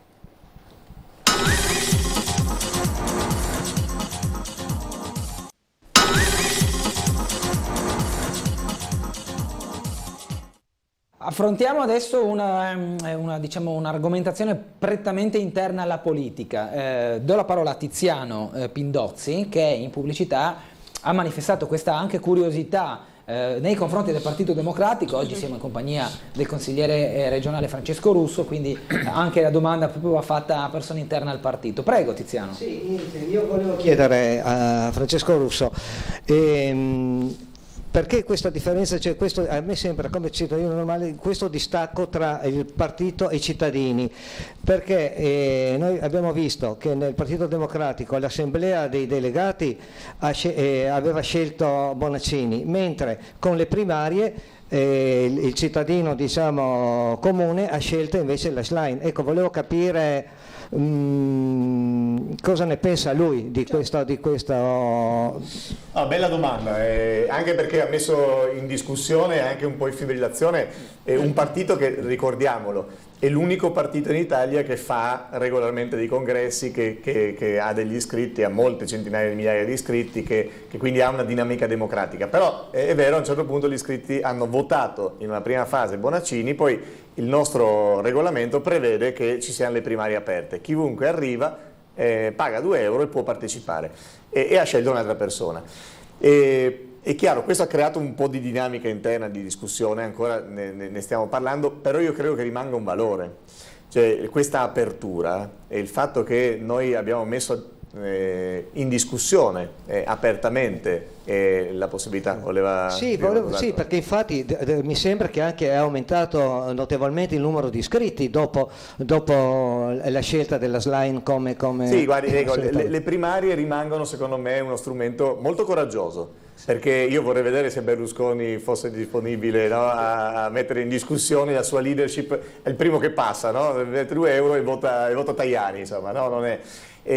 quindi rimane un dato positivo. Il Partito Democratico nasce così, nasce con la possibilità di dare a milioni di persone la possibilità di decidere sulle scelte strategiche e sulle leadership, e quindi rispetto ai partiti personali la possibilità di cambiare il segretario, di deciderlo insieme, di farlo attraverso un processo democratico rimane un fatto importante. È chiaro che i partiti stanno cambiando, certo. I partiti di oggi non sono più i partiti di 30-40 anni fa, c'è meno partecipazione, è un segno di debolezza secondo me, però ecco, credo anche i cittadini dovrebbero in qualche maniera trovare una modalità diversa. Siamo tutti un po' più individualisti, perché la gente si iscrive meno ai partiti, ma anche alle associazioni, anche all'Arci, all'Azione Cattolica o al sindacato. Però questa partecipazione è necessaria, perché io continuo a pensare che una società è ricca se ogni cittadino dedica almeno mezz'ora al giorno del suo tempo a fare qualcosa per la sua comunità. Magari va a insegnare il calcio ai bambini piccoli, insomma, no? Magari va a sistemare la aiuola sotto casa, qualcuno si impegna in politica, qualcuno può fare un'associazione, ma la democrazia sta in piedi grazie a questa partecipazione diffusa, e dobbiamo trovare le forme nuove, insomma. Le primarie sono andate un po' così, ma è un esperimento, e comunque si sono riavvicinate delle persone, dei giovani, delle persone che prima non c'erano, e quindi lo considero un dato positivo.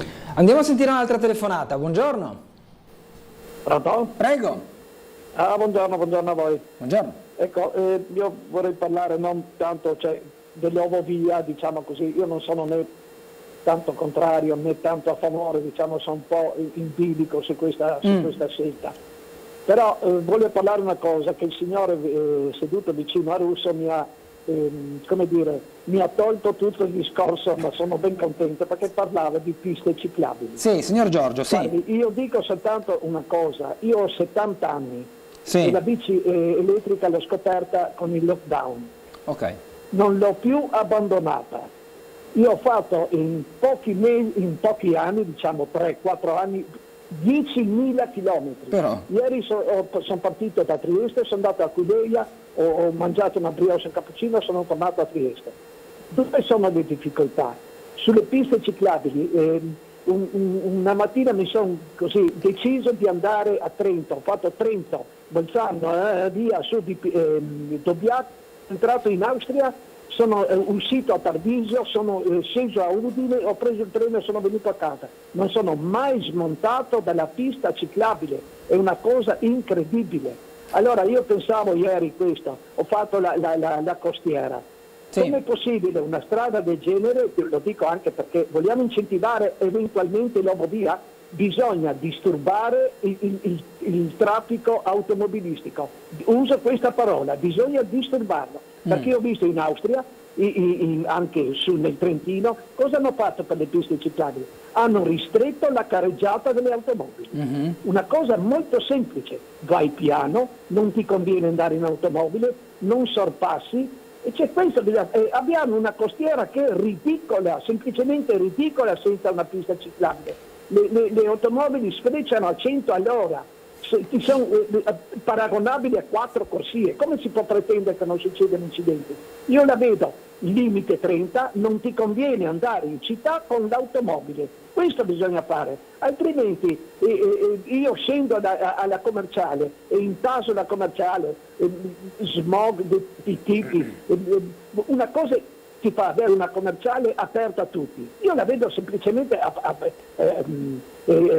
soltanto per i residenti, per esempio, perché è una cosa incredibile che ci sia la fila dall'incrocio verso Ticina della via commerciale quasi fin giù dove attacca il tram, ma una cosa talmente assurda. Questa è modernità.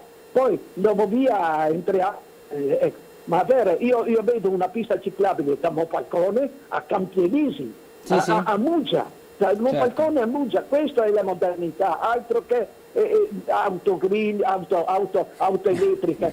Qui non si parla più con le auto elettriche non si parlerà più forse di inquinamento, ma si parlerà semplicemente di numeri. Non ci sarà posto per tenerle. Questo è il fatto, è uno che deve andare a lavorare, deve essere incentivato ad andare in bicicletta se possibile. Grazie. Ho 70 anni, non so. Sì, non parla. Complimenti. Parla uno che magari ha per più. andare a Piacenza in bicicletta.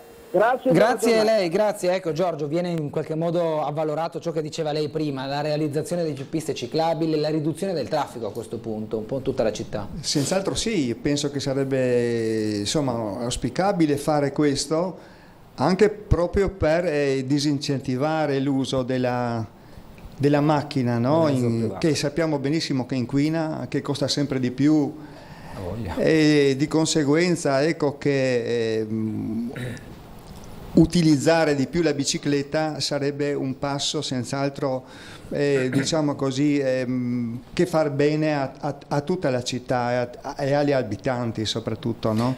Volevo chiedere a Edda e a Maria cosa ne pensano loro della sanità regionale, poi declinata eventualmente nella sanità triestina, perché è una, e mi rivolgo qui anche a Francesco Russo, delle principali, se non la principale tematica che questo Consiglio regionale dovrà riaffrontare, questa giunta regionale dovrà riaffrontare in questi 5 anni di mandato appena ricominciato con le elezioni di Massimiliano Fedriga ai primi di aprile. Edda. Allora, fermo restando ovviamente il fatto che l'intero territorio nazionale, non solo, ha risentito di tutti gli effetti della fase critica e immediatamente successiva della pandemia, che ovviamente ha inevitabilmente rallentato tutta quella che è stata l'attività regionale. Io mi auguro, voglio dire, che adesso che siamo a regime o quasi a regime nel post pandemia ci sia a questo punto una presa di posizione decisa, una presa d'atto, voglio dire, che è necessario, voglio dire, per la tutela del cittadino, ripristinare i tempi, voglio dire, della sanità che siano molto più accettabili. Parlo di prevenzione, parlo di attese ai pronti soccorsi.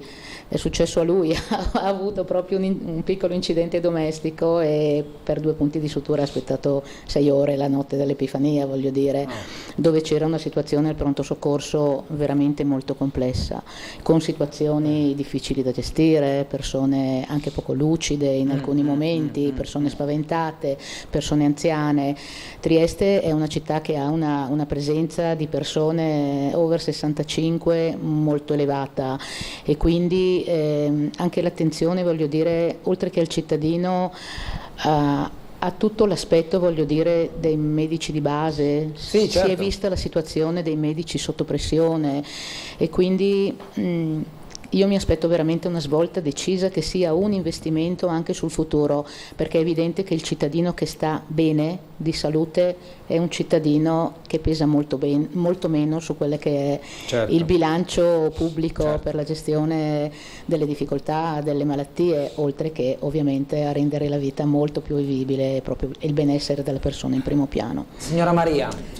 Non posso che condividere tutto quello che ha detto Enda, perché in effetti una città anziana come Trieste ha bisogno di una sanità sicuramente migliore di come stiamo vedendo in questo momento, non solo Trieste ma in tutta Italia. Diciamo che noi forse siamo anche un po' più fortunati degli altri su certe cose, però purtroppo questo aspettare queste varie sono le attese, quindi un problema molto grande. Esatto. E poi appunto questa situazione ai pronti soccorsi, io per fortuna non ho avuto bisogno, però ho sentito delle persone che hanno passato 8, 10 anche più ore al pronto soccorso. Russo. Appena finita Prego. Proprio fare una domanda, chiedo scusa. Prego, no, fa bene, fa Russo. Su che cosa ne pensa sulla necessità impellente, a mio avviso, questa è proprio una mia opinione personale, di riportare un pochino, voglio dire, la gestione maggiormente in capo alla sanità pubblica, perché la gestione, voglio dire, della sanità a livello privato, a mio avviso, crea una forbice, un divario nella possibilità di curarsi, voglio dire, tra i cittadini, cioè chi è povero resta povero e chi non lo è può concedersi qualcosa di... ecco, il diritto alla salute è un diritto del cittadino in quanto tale ed è prioritario, secondo me. Russo, prego. No, ma questo lo diciamo anche senza far polemiche, perché io vorrei davvero che su questo la politica non si dividesse. Poi prendo atto che nei programmi e nelle scelte la vera differenza tra il centro-sinistra e il centro-destra è proprio questo: sottolineare per noi la necessità di avere una sanità pubblica per tutti. Per chi ha molto e per chi ha poco. Cito sempre il fatto che anche Gianni Agnelli andò a curarsi in un ospedale pubblico, e questo secondo me è uno dei fatti di maggiore civiltà, cioè, no? che la persona più povera d'Italia e quella più ricca possano curarsi con lo stesso medico nello stesso ospedale. Perché le eccellenze ci sono anche lì ed è un peccato che scappino. No, ma ci sono sempre state. Noi abbiamo un sistema sanitario straordinario, io posso testimoniarlo anche personalmente, non ho avuto bisogno di andare via dall'Italia per cercare i migliori professionisti medici. Negli ultimi anni è un po' cambiato. Il centrodestra dice esplicitamente che loro anche in questa regione vogliono copiare un modello come quello della Lombardia. In Lombardia negli ultimi 30 anni si è passati dal 10 al 40% di sanità privata. Non convenzionata? No, anche c'è non una distinzione da fare, convenzionata, no? Io lo dico sempre, la sanità convenzionata è un pezzo di sistema pubblico perché è pagato dal pubblico, esatto. e serve a fare magari più velocemente alcune cose che il sistema pubblico non riesce a fare, ma funziona fino a quando le percentuali sono un sistema pubblico forte e una sanità convenzionata che appunto in qualche maniera dà una mano. Supporta. La cosa più grave è quando invece arrivano le grandi cliniche private, che fanno in esclusiva alcuni sistemi, no? Se le grandi operazioni le fanno soltanto i privati, è chiaro che a quel punto il prezzo lo fa il privato, e a quel punto chi, come si diceva prima, chi può paga e chi non può non si cura. E questa è la grande differenza, insomma, e su questo dobbiamo difendere la sanità. Voi ricorderete, l'altro giorno ho visto uno sceneggiato, un film in TV su la figura di Tina Anselmi. E Tina Anselmi fu il ministro che fece arrivare la sanità pubblica per tutti. Io non me lo ricordavo, ma fino al 1979 Se tu non avevi un lavoro e quindi una cassa mutua, non avevi il diritto all'assistenza pubblica. Cioè io non vorrei tornare indietro, ma noi dobbiamo dire ai cittadini che quando si va a votare si decide anche per quella cosa lì. Perché oggi, insomma, l'ho sentito molte volte, il tema di tanti professionisti, noi abbiamo perso nell'ultimo anno e mezzo quasi 1000 professionisti, tra medici e infermieri, che sono scappati dal sistema pubblico a quello privato. E ci sono alcune scelte, si diceva prima, la differenza tra essere curati e non essere curati.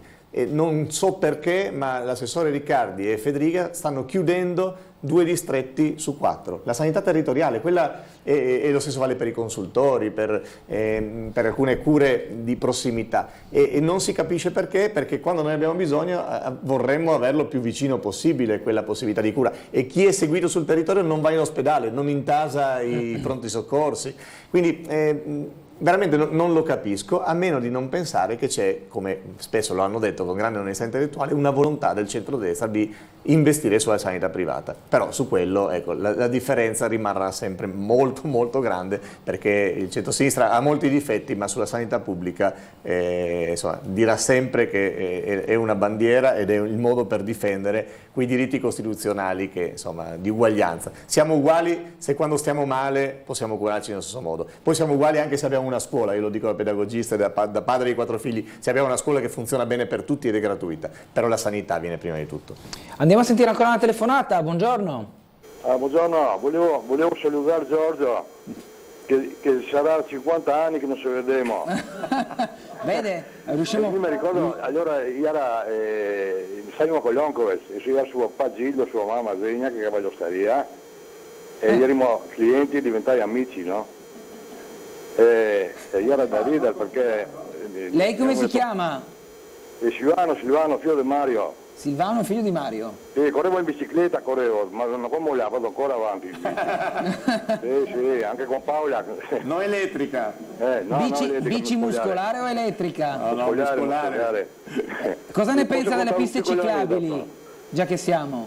Allora ieri mi ho guardato Paolino, che parlo nel 1960, qualcosa così, verso la Tisana, e ieri i tabelloni pubblicitari, no?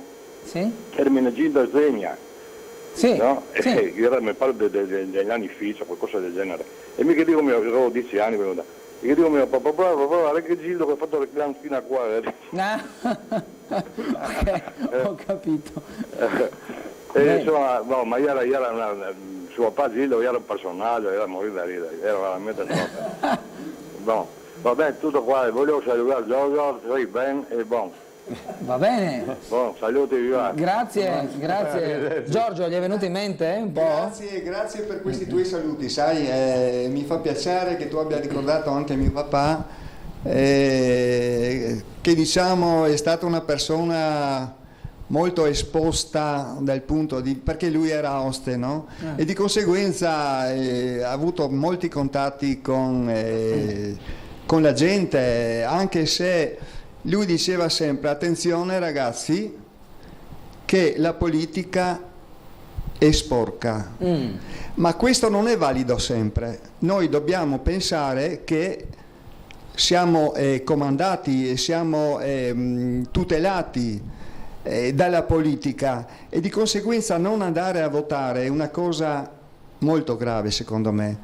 Ognuno dovrebbe avere le sue idee, valutarle profondamente e poi andare a votare. Non può essere che in Italia voti il 40% delle persone. Bisogna andare a votare perché se anche non ci sta bene, la politica è quella che ci tutela, che decide per noi, e di conseguenza stiamo attenti a fare il nostro dovere, perché questo secondo me è proprio un dovere. Andiamo a sentire un'altra telefonata, buongiorno. Sapete? Prego. Pronto? Sì.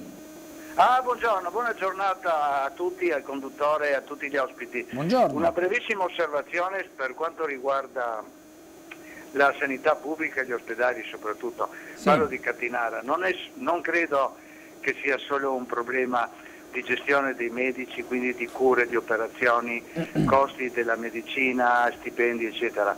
C'è anche un problema strutturale di gestione complessiva tecnico-amministrativa. Cito solo 2 esempi. Il primo esempio riguarda il sistema di pulizia degli ambulatori. Io ho avuto l'occasione, il caso che mi ha portato ad accompagnare un paziente presso una specialistica intramenia in due stanze dell'ospedale maggiore, dell'ospedale di Catinara, e visto che la visita durava parecchio, mi sono seduto, mi hanno invitato a sedermi, mi sono seduto malvolentieri perché ho una buonissima vista e le sedie erano in pessime condizioni. Quando mi sono alzato il giorno dopo ho portato a pulire i calzoni. Questo per dire la questione dei servizi interni dell'ospedale, che probabilmente sono dati tutti in appalto o subappalto e poi subappalto. Per quanto riguarda poi la gestione dei pazienti, c'è il problema della promiscuità. In divisioni mediche estremamente delicate, se non delicatissime, tipo urgenze eccetera, e noi troviamo piccolissime stanze o piccolissimi angoli delle divisioni dove ci sono uomini e donne insieme, a distanza di mezzo metro, un metro e mezzo. Questo non è assolutamente accettabile, in quanto anche il paziente gravemente malato ha diritto a una dignità e una mezza privacy, diciamo. Buona giornata e buon lavoro. Grazie, beh sì, sui temi della sanità guardi, c'è da rilevare anche mi questo. ricollego a questo dato in particolare perché avevo fatto una proposta in campagna elettorale che proverò a rilanciare, tra l'altro grazie a un suggerimento dell'ex collega Zalucar, che insomma ha lunga esperienza medica. E noi avremmo la possibilità già oggi, riqualificando i nostri ospedali, di garantire delle stanze singole, che in molte altre realtà sono ormai una cosa che viene garantita, insomma, la stanza singola con la possibilità tra l'altro di avere magari un parente, e questo fa tutta la qualità del mondo. Chi oggi denuncia il malfunzionamento della sanità non lo fa nei confronti dei medici e degli infermieri. Noi dobbiamo essere soltanto grati per lo sforzo straordinario che hanno fatto.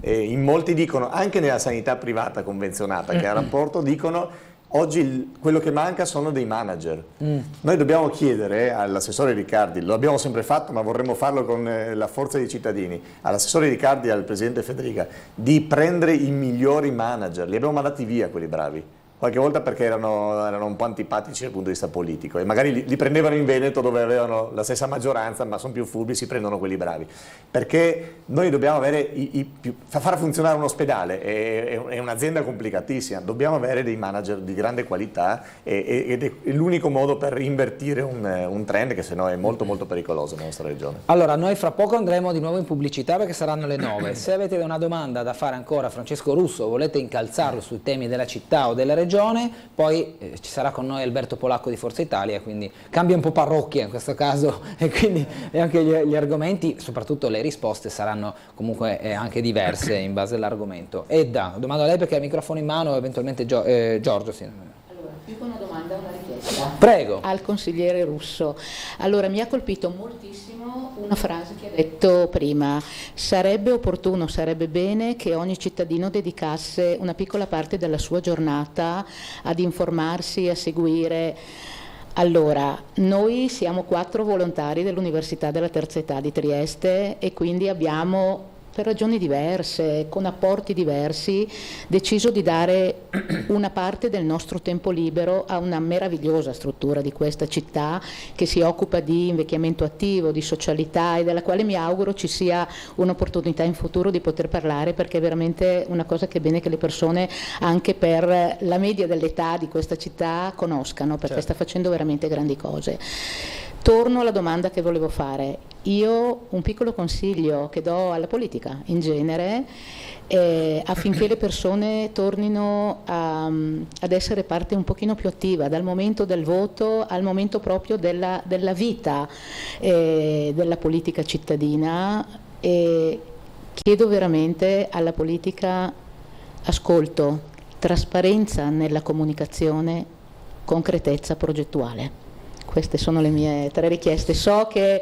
No, è una richiesta che personalmente sottoscrivo e che proverò e provo a rilanciare anche con i miei colleghi, sapendo che ce ne sono molti disponibili, così come ci sono tante persone impegnate. Io faccio i complimenti non solo a voi, anche per le cose che ci siamo detti stamattina, è stato veramente un bellissimo dialogo, ma per l'impegno che avete in una struttura che in tanti conosciamo, la conosco anche perché mio padre me ne parla sempre benissimo, ma perché la nostra società, noi non lo sappiamo, ma sta in piedi grazie al silenzioso e operoso impegno di tanti volontari, tantissimi, in ogni campo. Non si fermerebbe la nostra città, la nostra comunità, ecco, dobbiamo dirlo.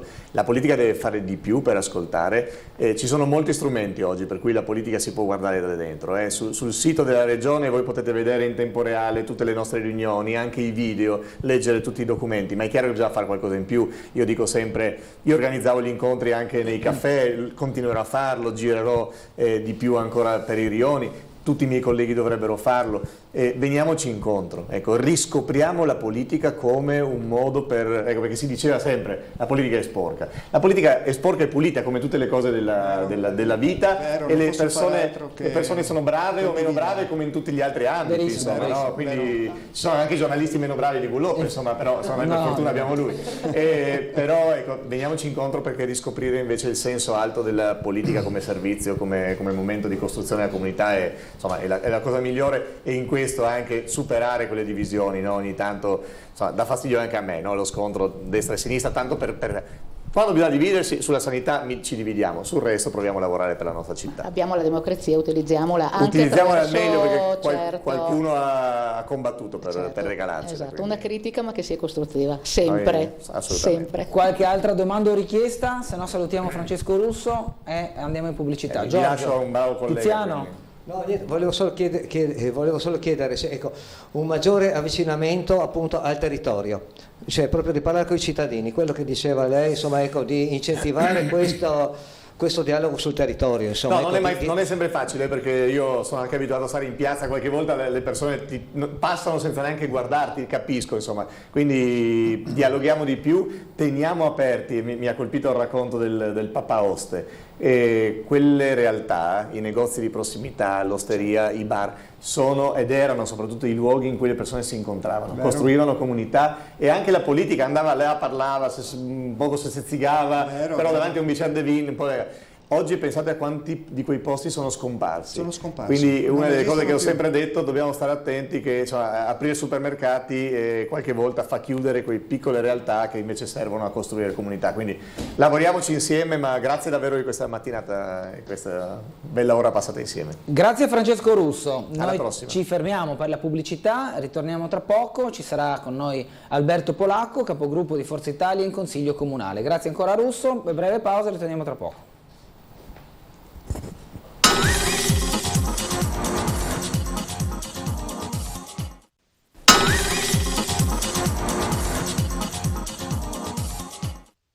Ben ritrovati con Sveglia Trieste, 9-6 minuti, con i nostri ospiti che vi abbiamo già presentati, Edda, Tiziano, Maria, De Taiole e Giorgio. Ci ha raggiunto anche il consigliere e capogruppo di Forza Italia, consigliere comunale Alberto Polacco. Buongiorno Bernardo, buongiorno agli ospiti, buongiorno ai telespettatori. Abbiamo parlato, Polacco, con loro e con Francesco Russo di temi come la cabinovia, la sanità, le piste ciclabili, l'ambiente in particolare.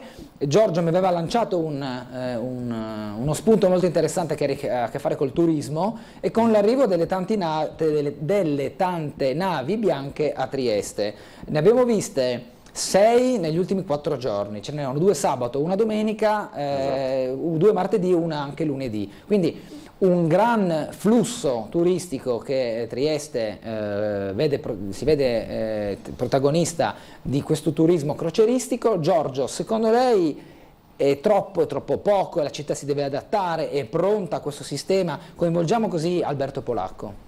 Ci dica cosa ne pensa. Non si può dire che il turismo delle navi bianche sia troppo, ecco, perché anzi diciamo che è una bella cosa per Trieste sicuramente. Da quando appunto le navi, piuttosto che andare a Venezia, vengono a Trieste, io penso sia un incentivo sia per far conoscere la città, la nostra bella città, io dico sempre questo, la nostra bella città, che verrà valorizzata di più senz'altro, proprio a conoscenza di questa gente che viene da tutte le parti del mondo, si potrebbe dire. E questo è senz'altro un piacere. Io penso che tutti quanti i cittadini vedano questa cosa come una cosa bella, no? Positiva. Una cosa positiva senz'altro, e io mi auguro appunto che rimanga così, oppure che si incentivi, che si ancora di più vengano le navi bianche a Trieste. Quindi a lei piace questo turismo croceristico? Senz'altro sì, senz'altro sì. Signora Maria, le passi pure il microfono, chiedo anche a lei, cosa ne pensa? No, anch'io sono favorevole, perché sicuramente per tanti anni Trieste è stata messa nell'angolino, un po' in angolino, anzi addirittura penso che tantissimi pensavano che faceva parte dell'ex Jugoslavia, o comunque vero.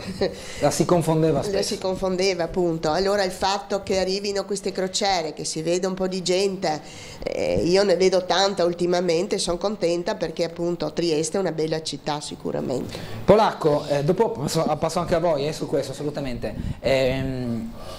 La città è ricca di turismo in questo momento. Sì. C'è chi dice che queste navi bianche portano poco turismo economico, cioè tanta visibilità, perché chi scende sta 3, 4, 8 ore, scende, guarda il centro, magari fa la tappa ai castelli, se riesce va in Carso e poi va via, però si ferma in città, la conosce, la vede, può fare quel passaparola utile per far girare il nome, però spende poco, e c'è chi invece dice che comunque anche la sola visita al ristorante, il gadget, porta comunque un circolo economico interessante. Innanzitutto complimenti per la nuova format, perché è veramente piacevole. Questo avrà luogo il mercoledì. Le persone, mi prenoto i prossimi mercoledì. Mi piace stare coinvolgeremo anche il sindaco, ovviamente, insomma, oggi lo sentiremo. C'è un senso proprio, poi è bello essere anche vicino ai cittadini e alle persone proprio fisicamente. Direi che, come è stato sottolineato e come noi abbiamo puntato in questi anni,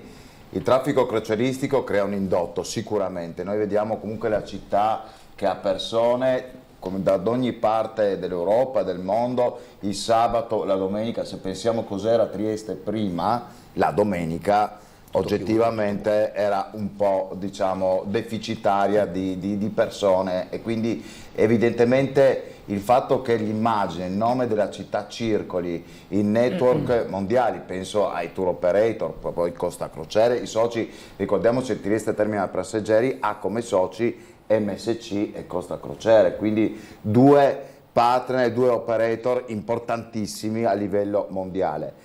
Questo fa sì che l'immagine della città in qualche modo giri nel mondo, e ne abbiamo prova, perché è vero, il traffico crocieristico porta persone per un numero limitato di ore, ma abbiamo un indotto di ritorno, e ce lo confermano gli albergatori, quantomeno nella fase della stagione che parte già da marzo in questa città e va fino quantomeno a novembre, come diciamo strutture ricettive che registrano costantemente il numero quasi da tutti esauriti. Noi prevediamo in quest'anno di avere una presenza turistica di circa 1.600.000 persone in quest'arco temporale. Questo significa dare indotto non solo al terziario, al commercio, i croceristi meno, comunque i turisti che restano di più sì, ma anche e soprattutto a quelle che sono le diciamo strutture ricettive. Poi diciamo le crociere portano anche un indotto dal punto di vista dei trasporti, dal punto di vista di tutto il personale, chiaramente lavora. Sì. È un aspetto importantissimo dell'economia triestina. Edda, cosa ne pensa? Le piace avere queste navi? Secondo lei il traffico deve essere rivisto, il piano parcheggi, la cultura anche triestina nell'accogliere il turista e da parte di alcuni commercianti, non tutti perché è sbagliato generalizzare, anche avere una predisposizione diversa, l'apertura domenicale, il sapere le lingue, c'è tanto attorno a un turismo. Molto.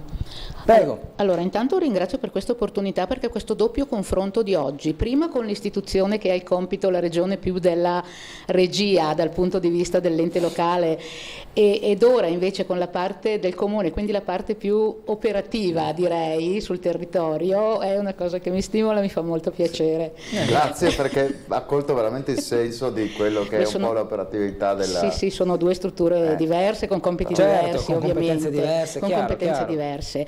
Allora, molto bello il discorso delle crociere, secondo me delle navi da crociera, perché vedo la città, poi le dico le criticità, intanto le dico le cose positive. Qua apposta, Ecco, allora, è bello perché vedo la città pulsante, viva, reattiva, coinvolta, finalmente Trieste è diventata più europea, più internazionale, prima la vedevo molto più chiusa, il fatto di sentir parlare tante lingue, è molto bello, cioè è futuro secondo me, perché io ho sempre pensato è bene conservare del passato tutto quello che è opportuno dal punto di vista dell'esperienza che ci può aiutare ad indicare le strade, è bello guardare avanti, è giusto guardare avanti assolutamente.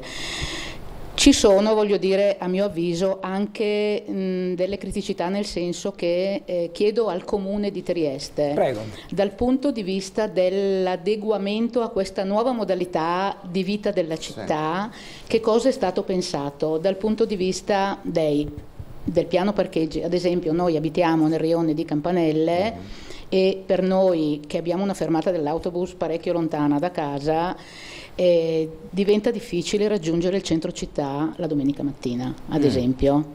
Il problema dei parcheggi, veramente non si sa dove mettere la macchina e molte volte abbiamo rinunciato. E poi per quanto riguarda il decoro urbano. Il decoro urbano. Che cosa intendete fare? Quello che è il salotto buono della città, voglio dire, io veramente mi sono ritrovata spesso a passare nell'area di Capo di Piazza, ad esempio, molto bello questo pulsare di persone, questi locali pieni, è tutto positivo, però mi piacerebbe vedere più pulizia, ad esempio. Cioè bisogna adeguare il volume anche al servizio. Bravo. Cioè se no i cassonetti sono pieni, Bravo. tutto questo. Bisogna intensificare, perché a mio avviso una delle modalità per fidelizzare il turista, per farlo, come dicevo anche con l'ospite precedente, incentivare il turista a voler tornare perché non ha visto tutto, non so come dire, è anche quello di offrire un servizio, un prodotto di eccellenza. Questo passa anche attraverso il decoro urbano, cioè vedere intera i mozziconi e le sigarette invece che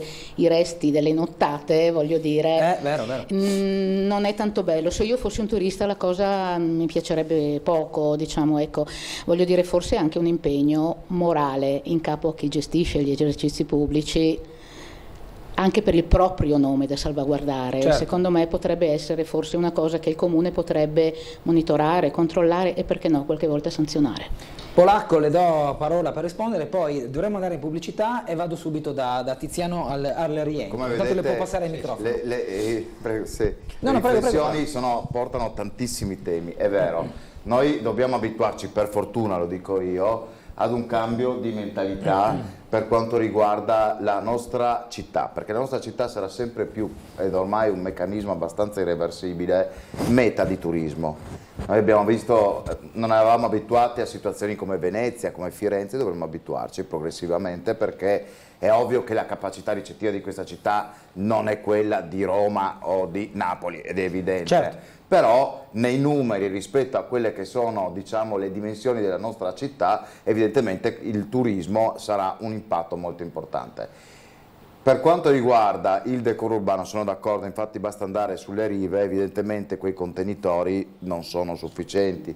Stiamo lavorando, ve lo posso dire, con il gestore del diciamo, servizio di igiene urbana, che è Acegas APS, per implementare le isole ecologiche, però dovete anche pensare che siamo in contesti delicati dal punto di vista urbanistico, noi non possiamo mettere dei cassonetti, basta vedere ancora Piazza della Repubblica o Piazza Sant'Antonio sulle rive, quindi dobbiamo implementare con delle strutture dedicate e evidentemente quello che magari dovremmo fare una trasmissione su questo, ma avremo tanti argomenti perché le persone poi ce le portano. Certo. Cosa costa il servizio di gestione dell'igiene urbana e quindi l'asporto rifiuti, il trattamento, che viene coperto esclusivamente con la nostra Tari? Noi non possiamo mettere come comune altre voci di bilancio per coprire questo servizio, quindi dobbiamo, in qualche modo lo stiamo facendo, rinegoziare con Acegas APS determinati costi per ottimizzarli, però mantenendo, quello è fondamentale per noi, invariata la pressione fiscale. Purtroppo le leggi nazionali, e in questo caso c'è anche una legge regionale ormai prima di Federica, ci hanno obbligato a questo. Noi dobbiamo coprire il servizio con la Tari, è brutto dire ma è la realtà, quindi stiamo lavorando per ottimizzare, ma questo vale non solo per il salotto buono della città, vale anche per le aree verdi, perché noi consideriamo tutto un sistema cittadino, dalle periferie al centro, anche perché poi io vedo tanti turisti che li troviamo anche in zone un po' più periferiche della città, quindi dobbiamo mettere un po' in rete tutto il nostro sistema di accoglienza, tra virgolette, e posso dirvi che registro, questa è una cosa che mi fa molto piacere, per quanto riguarda noi triestini, che siamo un po' misti, e questa è anche la nostra fortuna, che tanti turisti mi dicono che bella accoglienza, che bel modo di porsi, che calore riceviamo dai triestini, quindi mi sembra un punto di partenza importante. Molto interessante. Allora, prego. Interrompo solo per chiedere, avete pensato ad esempio a un coinvolgimento diretto da parte dei gestori dei locali? Perché ho seguito attentamente il servizio pubblico di pulizia, di svuotamento, di smaltimento, sono d'accordo, però il discorso di avere proprio l'area dove ci sono i tavolini e le sedie, dove il servizio di pulizia pubblico fa fatica ad arrivare ovviamente, e quindi voglio dire il gestore del locale abbia l'impegno anche morale, ho sottolineato prima, di dare un servizio che fa bene prima di tutto a loro stessi, certo, di accoglienza, di tenere pulito, di decoro urbano. Dico questo. Allora, il gestore ha la sua area di occupazione sul pubblico, sì, che è tenuta a garantire pulita. Ecco, questo non succede no, diciamo che tanti sono bravi, sì, e una piccola parte purtroppo non risponde, e quindi e su questo interviene la vigilanza, quindi dobbiamo anche potenziare la vigilanza. Ecco, potenziare il controllo, questo intendevo. Dobbiamo andare in pubblicità, ci rivediamo tra qualche minuto.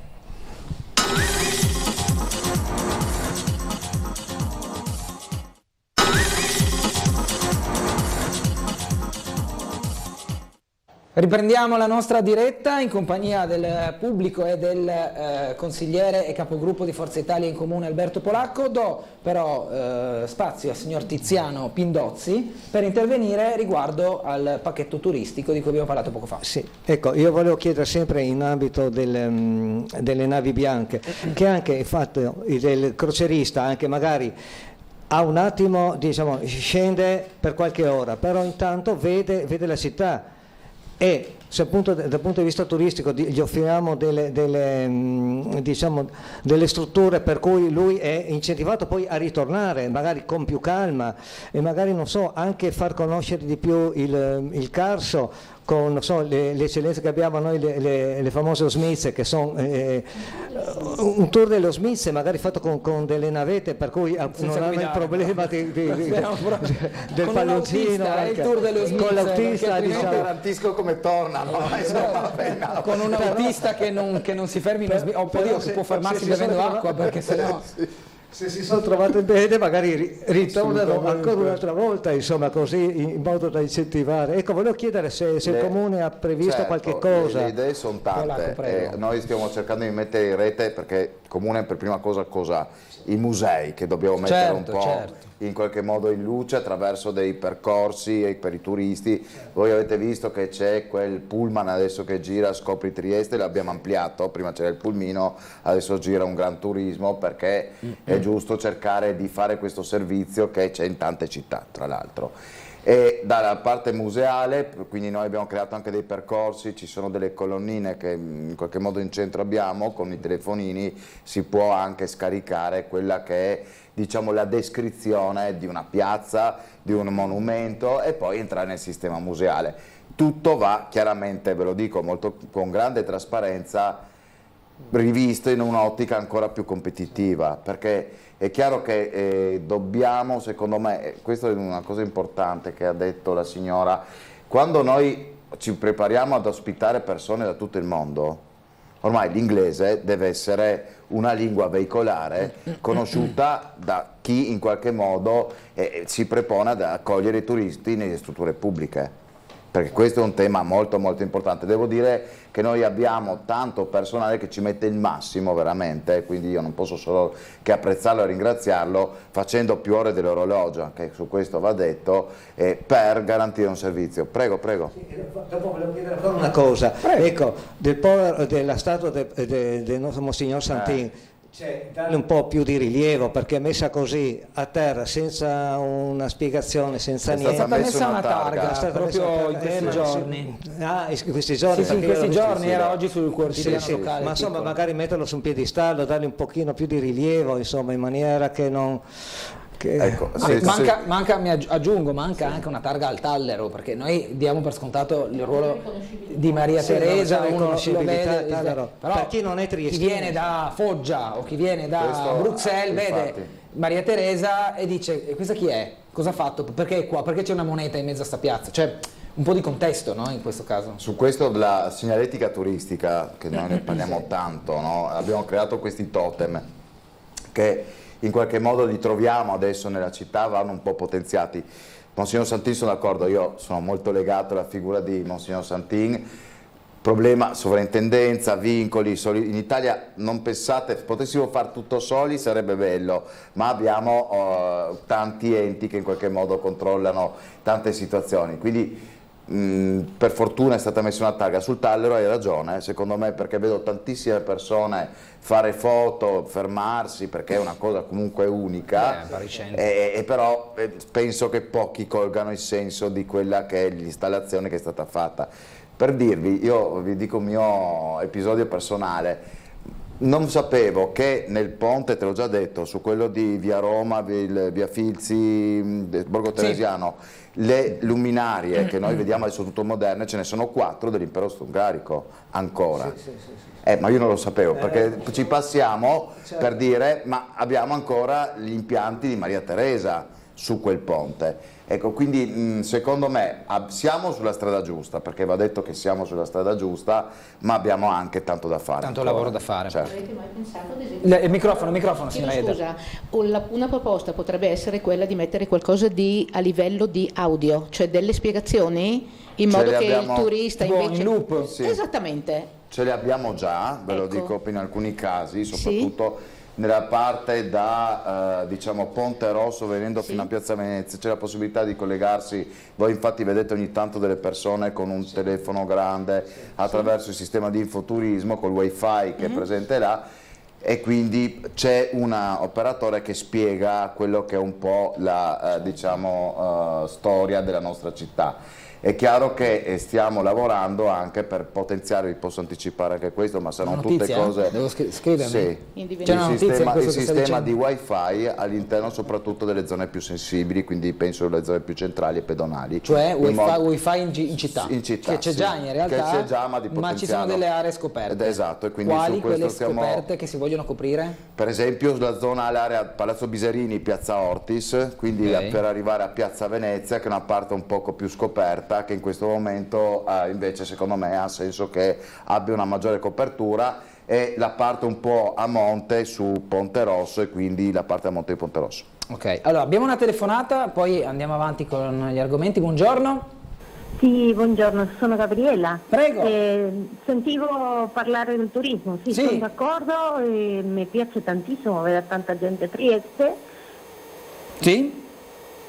Le cose, come ha detto il signora, tutto lo che è la pulizia della città. Il decoro, sì. Ci sono città come a Vienna, che io ho frequentato perché mia figlia era in Austria per 3 anni, e lì c'è questa persona che gira in continuazione, che pulisce tutti i cestini piccoli, perché hanno cestini piccoli loro, in tutti gli angoli, che li svuotano velocemente, senza sacchi di plastica e tutto quanto. Li sposta, è facile da vedere in Austria questi cestini piccoli. li svuotano velocemente. Quello manca in città. Bene, un'altra cosa che manca è una stazione delle corriere, perché questi giorni ho ricevuto un ospite che ha girato tutto l'Inghilterra, ci siamo trovati a Budapest, sì. L'ho raggiunto con il Flixbus, che è l'unica cosa che c'è per arrivare a Budapest da Trieste, sì. Bellissimo l'orario, tutta la stazione è un disastro, non c'è un posto per sedersi dentro, ci sono questi piccoli cubi vuoti dimenticati dall'epoca della Jugoslavia, e poi c'è un bar inaccessibile perché veramente è troppo brutto per essere una città che vuole dire abbiamo è uno spunto interessante questo. E poi un'altra cosa che ho visto, le corriere non riescono a entrare dentro, non riescono neanche a uscire perché c'è sempre è molto stretta e quindi manca una stazione delle corriere, una stazione delle corriere che si aveva fatto nel 1930, che dopo è stata trasformata in teatro, adesso demolita. Manca una stazione delle corriere, anche perché non vogliamo vedere le corriere in giro per le città parcheggiata vicino a Piazza Unità o vicino, certo. O adesso in questo grande piazzale della ex Sala Tripkovic, parcheggiate lì. Abbiamo bisogno di una stazione delle corriere. Ok. Bene, grazie. E poi un'altra cosa, le grandi città tolgono le crociere, non li vogliono perché portano inquinamento, molte scovacce e lasciano pochi soldi, come Barcellona, dove adesso è mia figlia, perché ovviamente i ragazzi vanno via da questa città. Grazie, buongiorno. Grazie signora, grazie. Allora, con questo spunto noi ci salutiamo per la pubblicità, l'ultima di questa mattinata, poi alle 10 chiuderemo, facciamo un commento veloce su quanto ha detto la signora e poi io vi chiedo anche a livello rionale, in base a dove voi vivete, i luoghi che frequentate, i luoghi di lavoro, i luoghi di interesse, cosa secondo voi c'è da correggere, qualche segnalazione, proprio arriviamo al punto proprio del specifico della città che voi, secondo voi bisogna correggere o bisogna portare a una miglioria. Ci vediamo tra poco.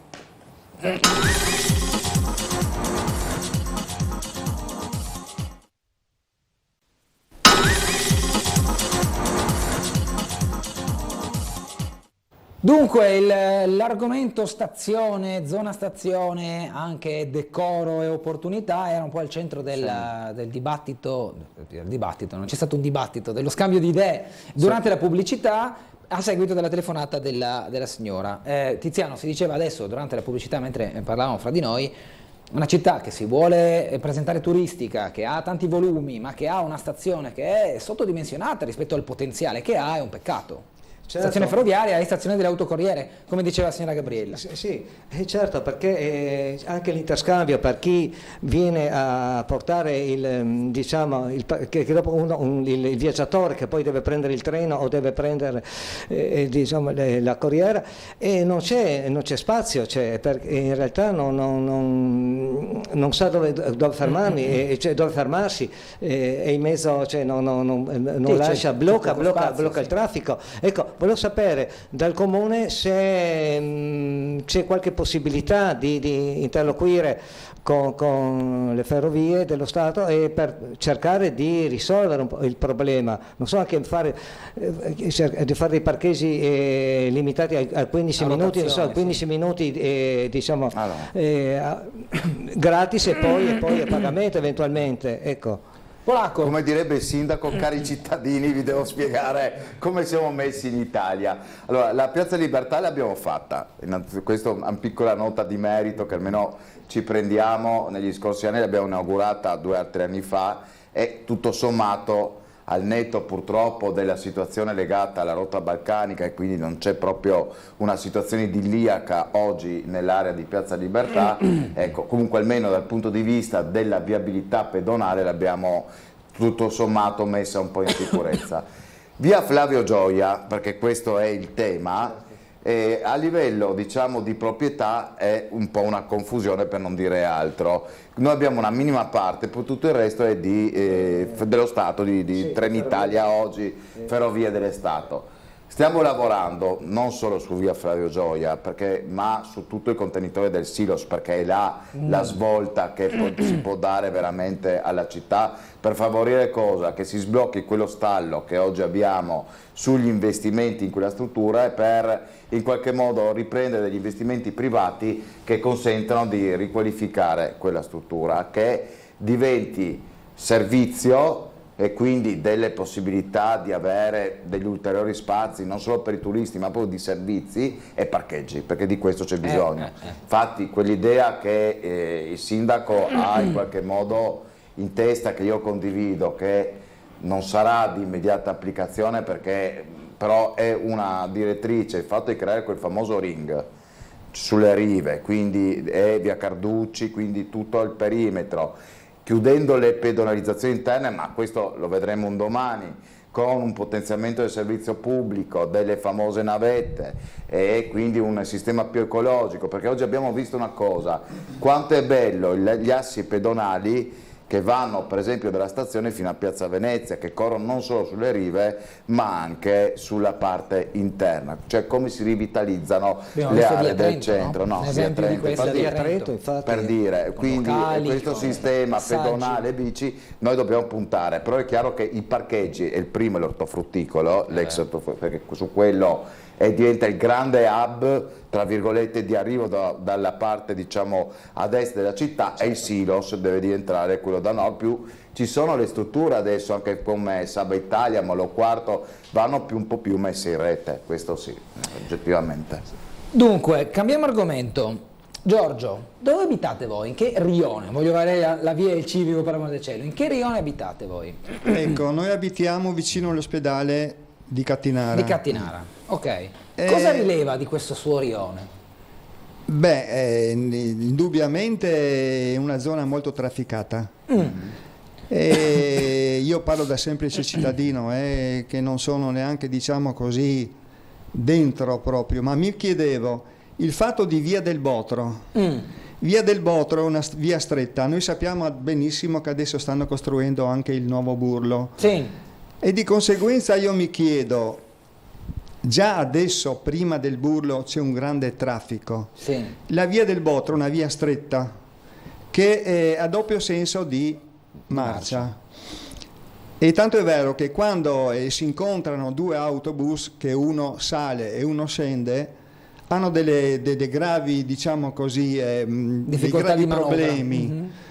Perché devono fare delle marce indietro, non sempre possono farle in quanto dietro l'autobus si forma subito una fila di automobili.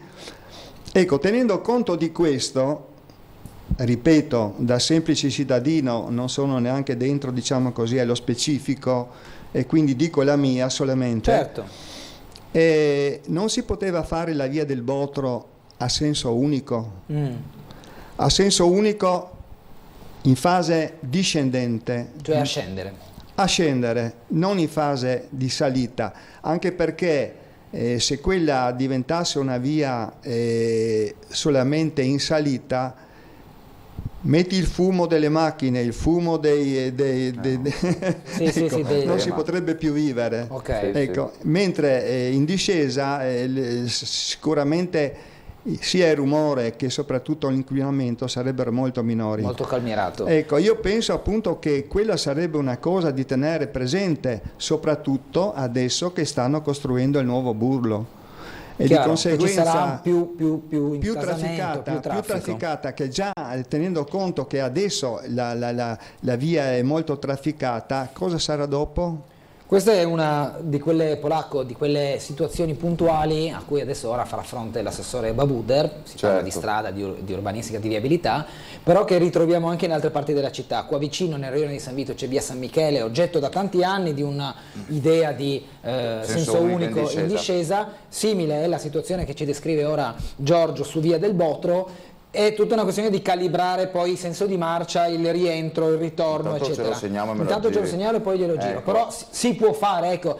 Diamo anche l'idea di come poi il comune, la politica recepisce degli input, in questo caso Giorgio ci parla di via del Botro, e ci si confronti a un tavolo, no? Assolutamente sì, infatti questa è una questione che magari non conosco direttamente in maniera specifica, magari vengo anche a vedere e poi con gli uffici cerchiamo di capire se è possibile migliorare la viabilità. Beh, io mi ricordo quando, ormai anni fa, quindi non lo dico più, ero presidente di San Vito Civitavecchia, qua della circoscrizione, abbiamo fatto il piano del traffico e creato i famosi sensi unici, raccogliendo più di 1000 osservazioni dei cittadini e facendo uno studio su questo. Devo dire, il Comune, i nostri uffici tecnici sono all'avanguardia nell'analisi dei flussi di traffico per capire un po' come strutturare.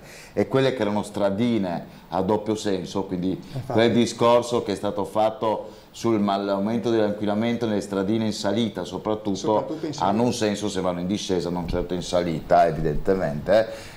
Ha creato un miglioramento e un aumento anche dei posti auto. Attenzione, perché dove tu liberi corsie, tra virgolette, e crei un senso unico, puoi mettere anche la sosta, certo. E non è cosa da poco, perché al giorno d'oggi avere dei posti auto a disposizione liberi significa tanto per le famiglie, per le persone, per la mobilità, non perché ci si debba per forza muovere in auto, però insomma se ci sono da portare dei bambini o fare degli incombenti, insomma l'auto serve. Quindi sul Burlo, perché è delicata questa questione della riqualificazione di Catinara, l'operazione Burlo, perché è chiaro che va a impattare sulla viabilità, è evidente questo. Se noi pensiamo che oggi in via dell'Istria ha una sua collocazione, è ormai un flusso di traffico che è legato al Burlo. Assolutamente. Noi lo portiamo già in un complesso ospedaliero importante come quello di Catinara, quindi magari ci risentiamo, dai pure i miei contatti, certo, proprio per capire il Comune e il progetto su questo cosa prevede, magari lavorare su una miglioria di quella strada e di quelle magari vicino, per cercare di ridurre l'impatto del traffico che ci sarà evidentemente. Vi ringrazio anche a nome di chi ci abita. Signora Maria, vuole aggiungere qualcosa sul suo rione? Se lei evidenzia qualcos'altro? Mi sembra che mio marito ha espresso esattamente, perché si deve pensare che quando siamo andati in quella casa la strada era bianca, era una strada bianca, c'era una strada stretta, cioè stretta, comunque non molto larga, sì, non adatta a un flusso come quello di oggi. Il problema della Maddalena, anche la Maddalena è un problema grosso, perché lì sono le macchine parcheggiate da tutti e due i lati e perciò tutto che quella parte là con quei sensi unici li abbiamo un po' sensibilizzati e messi a posto, no? Voi invece che rione gravitate? Allora, o di quale rione vi volete interessare? Allora, rione Campanelle. Campanelle. Noi abitiamo esattamente dietro il giardino di Villa Sartorio, indicativamente. Okay. Allora, l'intervento di Giorgio e di Iole mi hanno stimolato diverse curiosità. Adesso le metto un po' di carne al fuoco. Allora, a noi piacciono le grigliate, no polacco? No? Soprattutto di carne, prego. Allora, prima di tutto un plauso, perché ci sta, per il parcheggio di strada di Fiume Alta. È stato un lavoraccio, ma è stato un lavoraccio difficile, lungo. C'è il signor Oscar che, se ci segue, ecco, ha perso tutti i capelli a causa di quelle lungaggini burocratiche. Prego. Il risultato c'è. A proposito di parcheggi, proprio brevemente, chiedo al Comune di Trieste, attraverso il consigliere, i parcheggi che dovrebbero essere a disposizione, uso il condizionale, non è a caso, a disposizione di residenti, oppure parcheggi anche di interscambio, quindi con una certa mobilità dei mezzi parcheggiati. Esatto. Io noto in aree anche sensibili, voglio dire, una sosta prolungata di macchine o di camper. Mi riferisco ad esempio al parcheggio che c'è esattamente a quella struttura proprio in strada di Fiume, che si occupa di persone in gravissima difficoltà, via Modiano, per capirci. Ecco, io li vedo, proprio perché ci abito in quella zona, camper parcheggiati, non dico da mesi, dico da anni, voglio dire, di fronte a una struttura che è una struttura assistenziale, quindi anche con degli aspetti, voglio dire, umani, sanitari molto molto delicati. Io dico, il camper non è una necessità, è così, è un in più. È un in più, ci sono i rimessaggi, voglio dire, quantomeno favorire il turno. Favorire la turnazione, esattamente questo volevo dire. Non so se sia consentito dai camper là. È forse una questione più di buonsenso, voglio dire, le persone proprietarie dovrebbero forse pensare un pochino a chi è un pochino meno fortunato qualche volta. Prima cosa. Seconda cosa, Rio Corgnoleto. Allora, l'amico Giorgio, dico anche a lei che noi l'ho chiamato amico non a caso, perché frequentiamo tutti l'Università della Terza Età, siamo volontari e siamo over 65 e quindi forse abbiamo una particolare sensibilità per determinate tematiche. Rio Corgnoleto una volta era un doppio senso, anche a seguito di una raccolta firme a suo tempo fatta è diventato senso unico in giù verso strada di Fiume. Benissimo, due criticità: la velocità, perché le persone scendono veramente rendendo pericolosa, è proprio un discorso di sicurezza, perché è una strada che non è dotata di marciapiede, ad esempio, salvo un piccolissimo tratto davanti a delle costruzioni più recenti. Noi e i cittadini della zona ovviamente abbiamo la fermata dell'autobus, volendo utilizzare il servizio pubblico vicino alla Trattoria La Gloria, quindi su strada di Fiume, quindi parecchio distante da casa, e inevitabilmente bisogna fare questo percorso in discesa e poi ritorno in salita e non senza una sicurezza stradale idonea. Senza una sicurezza stradale idonea. Ulteriore cosa, c'è un piccolo tratto nella parte alta di Rio Corgnoleto che è doppio senso, quello che unisce diciamo con la via dei Mirissa con la parte sopra della camionale, dove due sono le criticità: una zona di deposito rifiuti spesso ingombranti, a volte è una discarica abusiva. Allora segnalo che la rimozione dei rifiuti viene fatta puntualmente, giornalmente, quindi nulla da dire su questo. Purtroppo le persone probabilmente nottetempo la utilizzano in modo improprio e quindi segnalo proprio una necessità forse di controllo sulle aree delle discariche abusive, forse da intensificare. Seconda criticità di quell'area, la necessità di garantire maggiore sicurezza legato a una maggiore cura del verde, perché purtroppo c'è il verde che incombe, copre i segnali stradali e lì c'è un incrocio ovviamente che interseca la camionale e soprattutto diciamo favorisce quello che potrebbe essere un'attività illecita di smaltimento di materiali spesso pericolosi. Nascondono in mezzo al verde. Esattamente. Si occultano dietro la vegetazione. Io mi sono occupata di ambiente durante il mio periodo lavorativo in regione e quindi forse sono particolarmente sensibile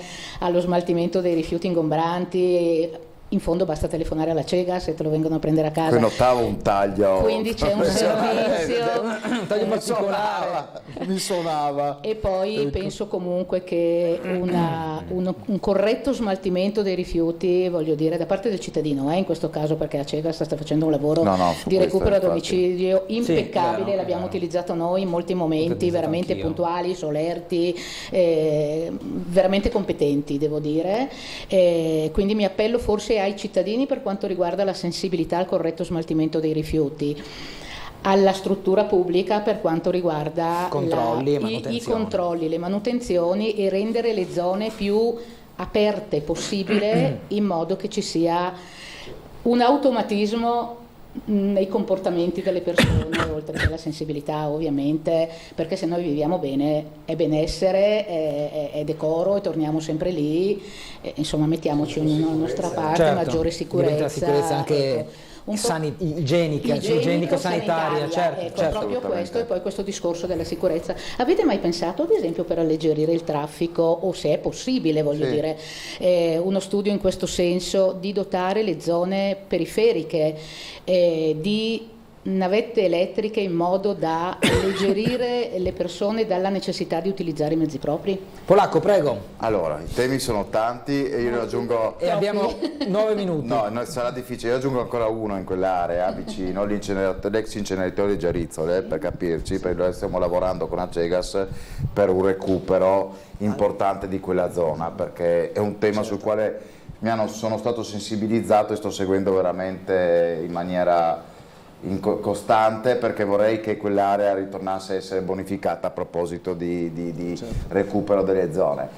Allora, viabilità, Rio Corgnoleto, mancanza di banchine e marciapiedi, questo è un tema quando poi creiamo i sensi unici, anche sul fatto di correre. San Michele, quando parliamo di senso unico, il sindaco San Michele, io ne ho parlato più volte col sindaco, pur essendo d'accordo su rendere per esempio via San Michele a senso unico, Il mio timore è che poi diventi veramente una pista da Formula 1 la sera, perché questo è un tema, e non possiamo mettere, questo è anche un problema, i dissuasori, perché c'è una questione di mezzi di soccorso, le ambulanze, perché l'ambulanza ha una deroga sei codici di emergenza per quanto riguarda la velocità. Guardate, non più di 2 giorni fa, vicino al mio studio che ho in via Val di Rivo, un'automedica in emergenza, non so neanche come fanno, ha preso poi la svolta verso la via Roma praticamente su due ruote. Ecco, rischiano, infatti il plauso veramente a questi operatori 118, medici, autisti, perché fanno un lavoro eccezionale.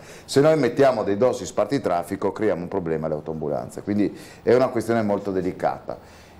Il fatto dei marciapiedi, cioè non ci sono marciapiedi, mi sembra di capire, non ci sono proprio marciapiedi, voi camminate sulla strada? Sì, esatto. Soprattutto davanti. Il microfono. Ma c'è un marciapiede prima, nel senso potremmo collegare... C'è un prima e un dopo?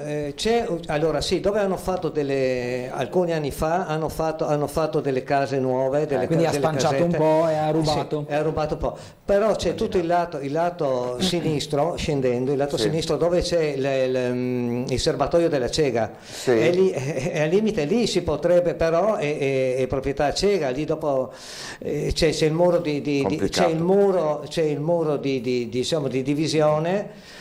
Perché... però magari stavo pensando a catenelle, un percorso un po' protetto, abbiamo fatto anche forse più immediato, no? Sì, dei plessi scolastici. 1,5 metri, si fanno i buchi, si mettono i pali. Ma ve lo dico, noi abbiamo messo anche delle ordinanze, ho fatto recentemente sulla parte di San Luigi San Giovanni, anche di interdizione per quanto riguarda le aree scolastiche, dei plessi scolastici, per far sì che i bambini escano ed entrino nelle scuole in sicurezza per una determinata fascia oraria, non è caso nostro, ma per cui le cose si possono in qualche modo adattare, magari anche su questo mi segni, che così vediamo un attimino con gli uffici tecnici, devo dire sono bravissimi, se riusciamo a fare un percorso di sicurezza magari contenuto. Anche là dobbiamo stare attenti che i paletti siano visibili. È chiaro che però se la velocità è contenuta nei limiti previsti 50 km/h non è un problema. Anche diciamo la parte finale del Rio Corgnoleto, lì c'è proprio ci sono delle aiuole, quindi al limite si potrebbe insomma magari in qualche modo creare lo spazio. Perché lì dopo ogni tanto lì cresce l'erba e basta, insomma, infatti adesso hanno tagliato, hanno sfalciato tutto, adesso è pulito, però e quindi lì adesso si può camminare, ma non è... Sì, ma voi vi trovate a camminare senza una protezione, senza una protezione, senza niente, ecco. Allora abbiamo 5 minuti, io volevo fare 2 domande, una a Maria e una a Giorgio. A Maria domando: signora, lei dove va al bagno? A Barcola, Pedocin, all'Ausonia, le Ginestre, qua purtroppo devo dire che sono più di 10 anni, anche più, che non vado al mare. Ecco. Dove andava? E così mio marito. Allora io amo Lignano. Vabbè. Io amo Lignano perché mi piace la sabbia, a differenza di tanti che non la amano, io amo la sabbia. Quindi le piacerebbe una spiaggia a Trieste? Sì. Poteva dire lo russo, che diciamo che l'ultimo... Ma la stiamo progettando, Bernardo. Sì, è vero. Gli ultimi bagni, perché ho portato i miei nipoti più che altro, perché non è che sono patita della... Ecco, io sono una triestina che non è mai stata al Pedocin. Mai. Credo che sia una delle uniche. Non sono mai stata al Pedocin e sono andata a Sistiana. Ok. Quindi questo è... No, perché al massimo a Muggia, Punta Sottile. Gli avrei chiesto eventualmente cosa c'era da migliorare, no, in questi stabilimenti. Me lo può dire lo stesso anche se non li frequenta? Posso dire cose di 60 anni fa quando andavo a Barcola e i Topolini. Scalette. Perché io sono passato ieri mattina a Barcola prima di cominciare il turno qui e vedevo... Sono andato a passeggiare stavolta, c'era mia moglie che non corre, quindi ho detto vabbè, per farci compagnia passeggiamo e non corriamo. Al di là di quello, ho visto che c'erano tecnici al lavoro per rilievi, manutenzione ai topolini. È un problema, è una situazione decennale, cioè ogni inizio stagione estiva si lavora per far presentare i topolini, Barcola, la Riviera in maniera decorosa, poi basta una notte brava da parte di qualcuno che beve troppo, si esalta troppo e si trovano scovazze, rifiuti organici di cui è meglio non far traccia, ora magari qualcuno fa colazione. Quindi l'attenzione però di questa giunta è alta sul Barcola. Guarda, dico Barcola per non dire anche la progettazione, no, di Barcola, noi stiamo studiando e progettando, esatto, più l'ampliamento dell'area di costa, lasciandolo chiaramente inalterata, nel senso non vedremo stravolgimenti, e l'ampliamento anche delle carreggiate di marcia, perché oggi è un collo di bottiglia. Se voi pensate, Barcola è la via di accesso da nord della città, che non sia la grande viabilità, non è una cosa da poco. D'estate, tra parcheggi, tra utenza di noi triestini che andiamo al mare, ma se noi pensiamo quello è il flusso di transito anche ai mezzi di soccorso, va ripensato la via, certo. Giorgio, abbiamo poco tempo, volevo ritagliarmi un angolo sull'Università della Terza Età. Voi oggi siete qui grazie anche al contributo che sta dando. Come ritiene l'attività che voi state svolgendo? Ci racconta qualcosa? Sì, è una cosa per me veramente interessante, anzi di più, perché io varie volte ho detto questo. Quando si partecipa all'Università della Terza Età, che si è iscritti e ci si sente fra amici, e questa è una bellissima cosa, soprattutto per gente che ha una certa età e che magari non sa come, diciamo così, riempire la giornata, e con la possibilità che ci dà l'Università della Terza Età, semplicemente direi encomiabile. E io mi onoro tra l'altro anche di far parte della Fondazione Lucchetta. Ok. Già da tanti anni sono là. Per me poter, a parte il fatto appunto che è stato detto dell'Università della Terza Età, poter aiutare anche questa povera gente che sono veramente gli ultimi, perché vengono da tutte le parti del mondo, non hanno più niente, e in più con bambini ammalati. Soprattutto perché nasce da quello, la Fondazione Lucchetta nasce proprio dai bambini. Ecco, la possibilità di aiutare questa gente per me è una cosa più che buona, è una cosa che tantissima gente dovrebbe prendere in considerazione, il fatto di poter aiutare i deboli della società, perché è così che probabilmente tutti noi cresciamo, no? Cresciamo anche moralmente, appunto perché riusciamo ad aiutare la gente, sì. Quindi lei fa quella mezz'ora, diciamo, di volontariato al giorno di cui parlava Russo prima, insomma. Non mezz'ora. No, sì, lui aveva detto mezz'ora, era per dire, ne fa molto di più lei, metaforicamente parlando, sì. Ecco, sì, io sono a disposizione già da tanti anni, appunto.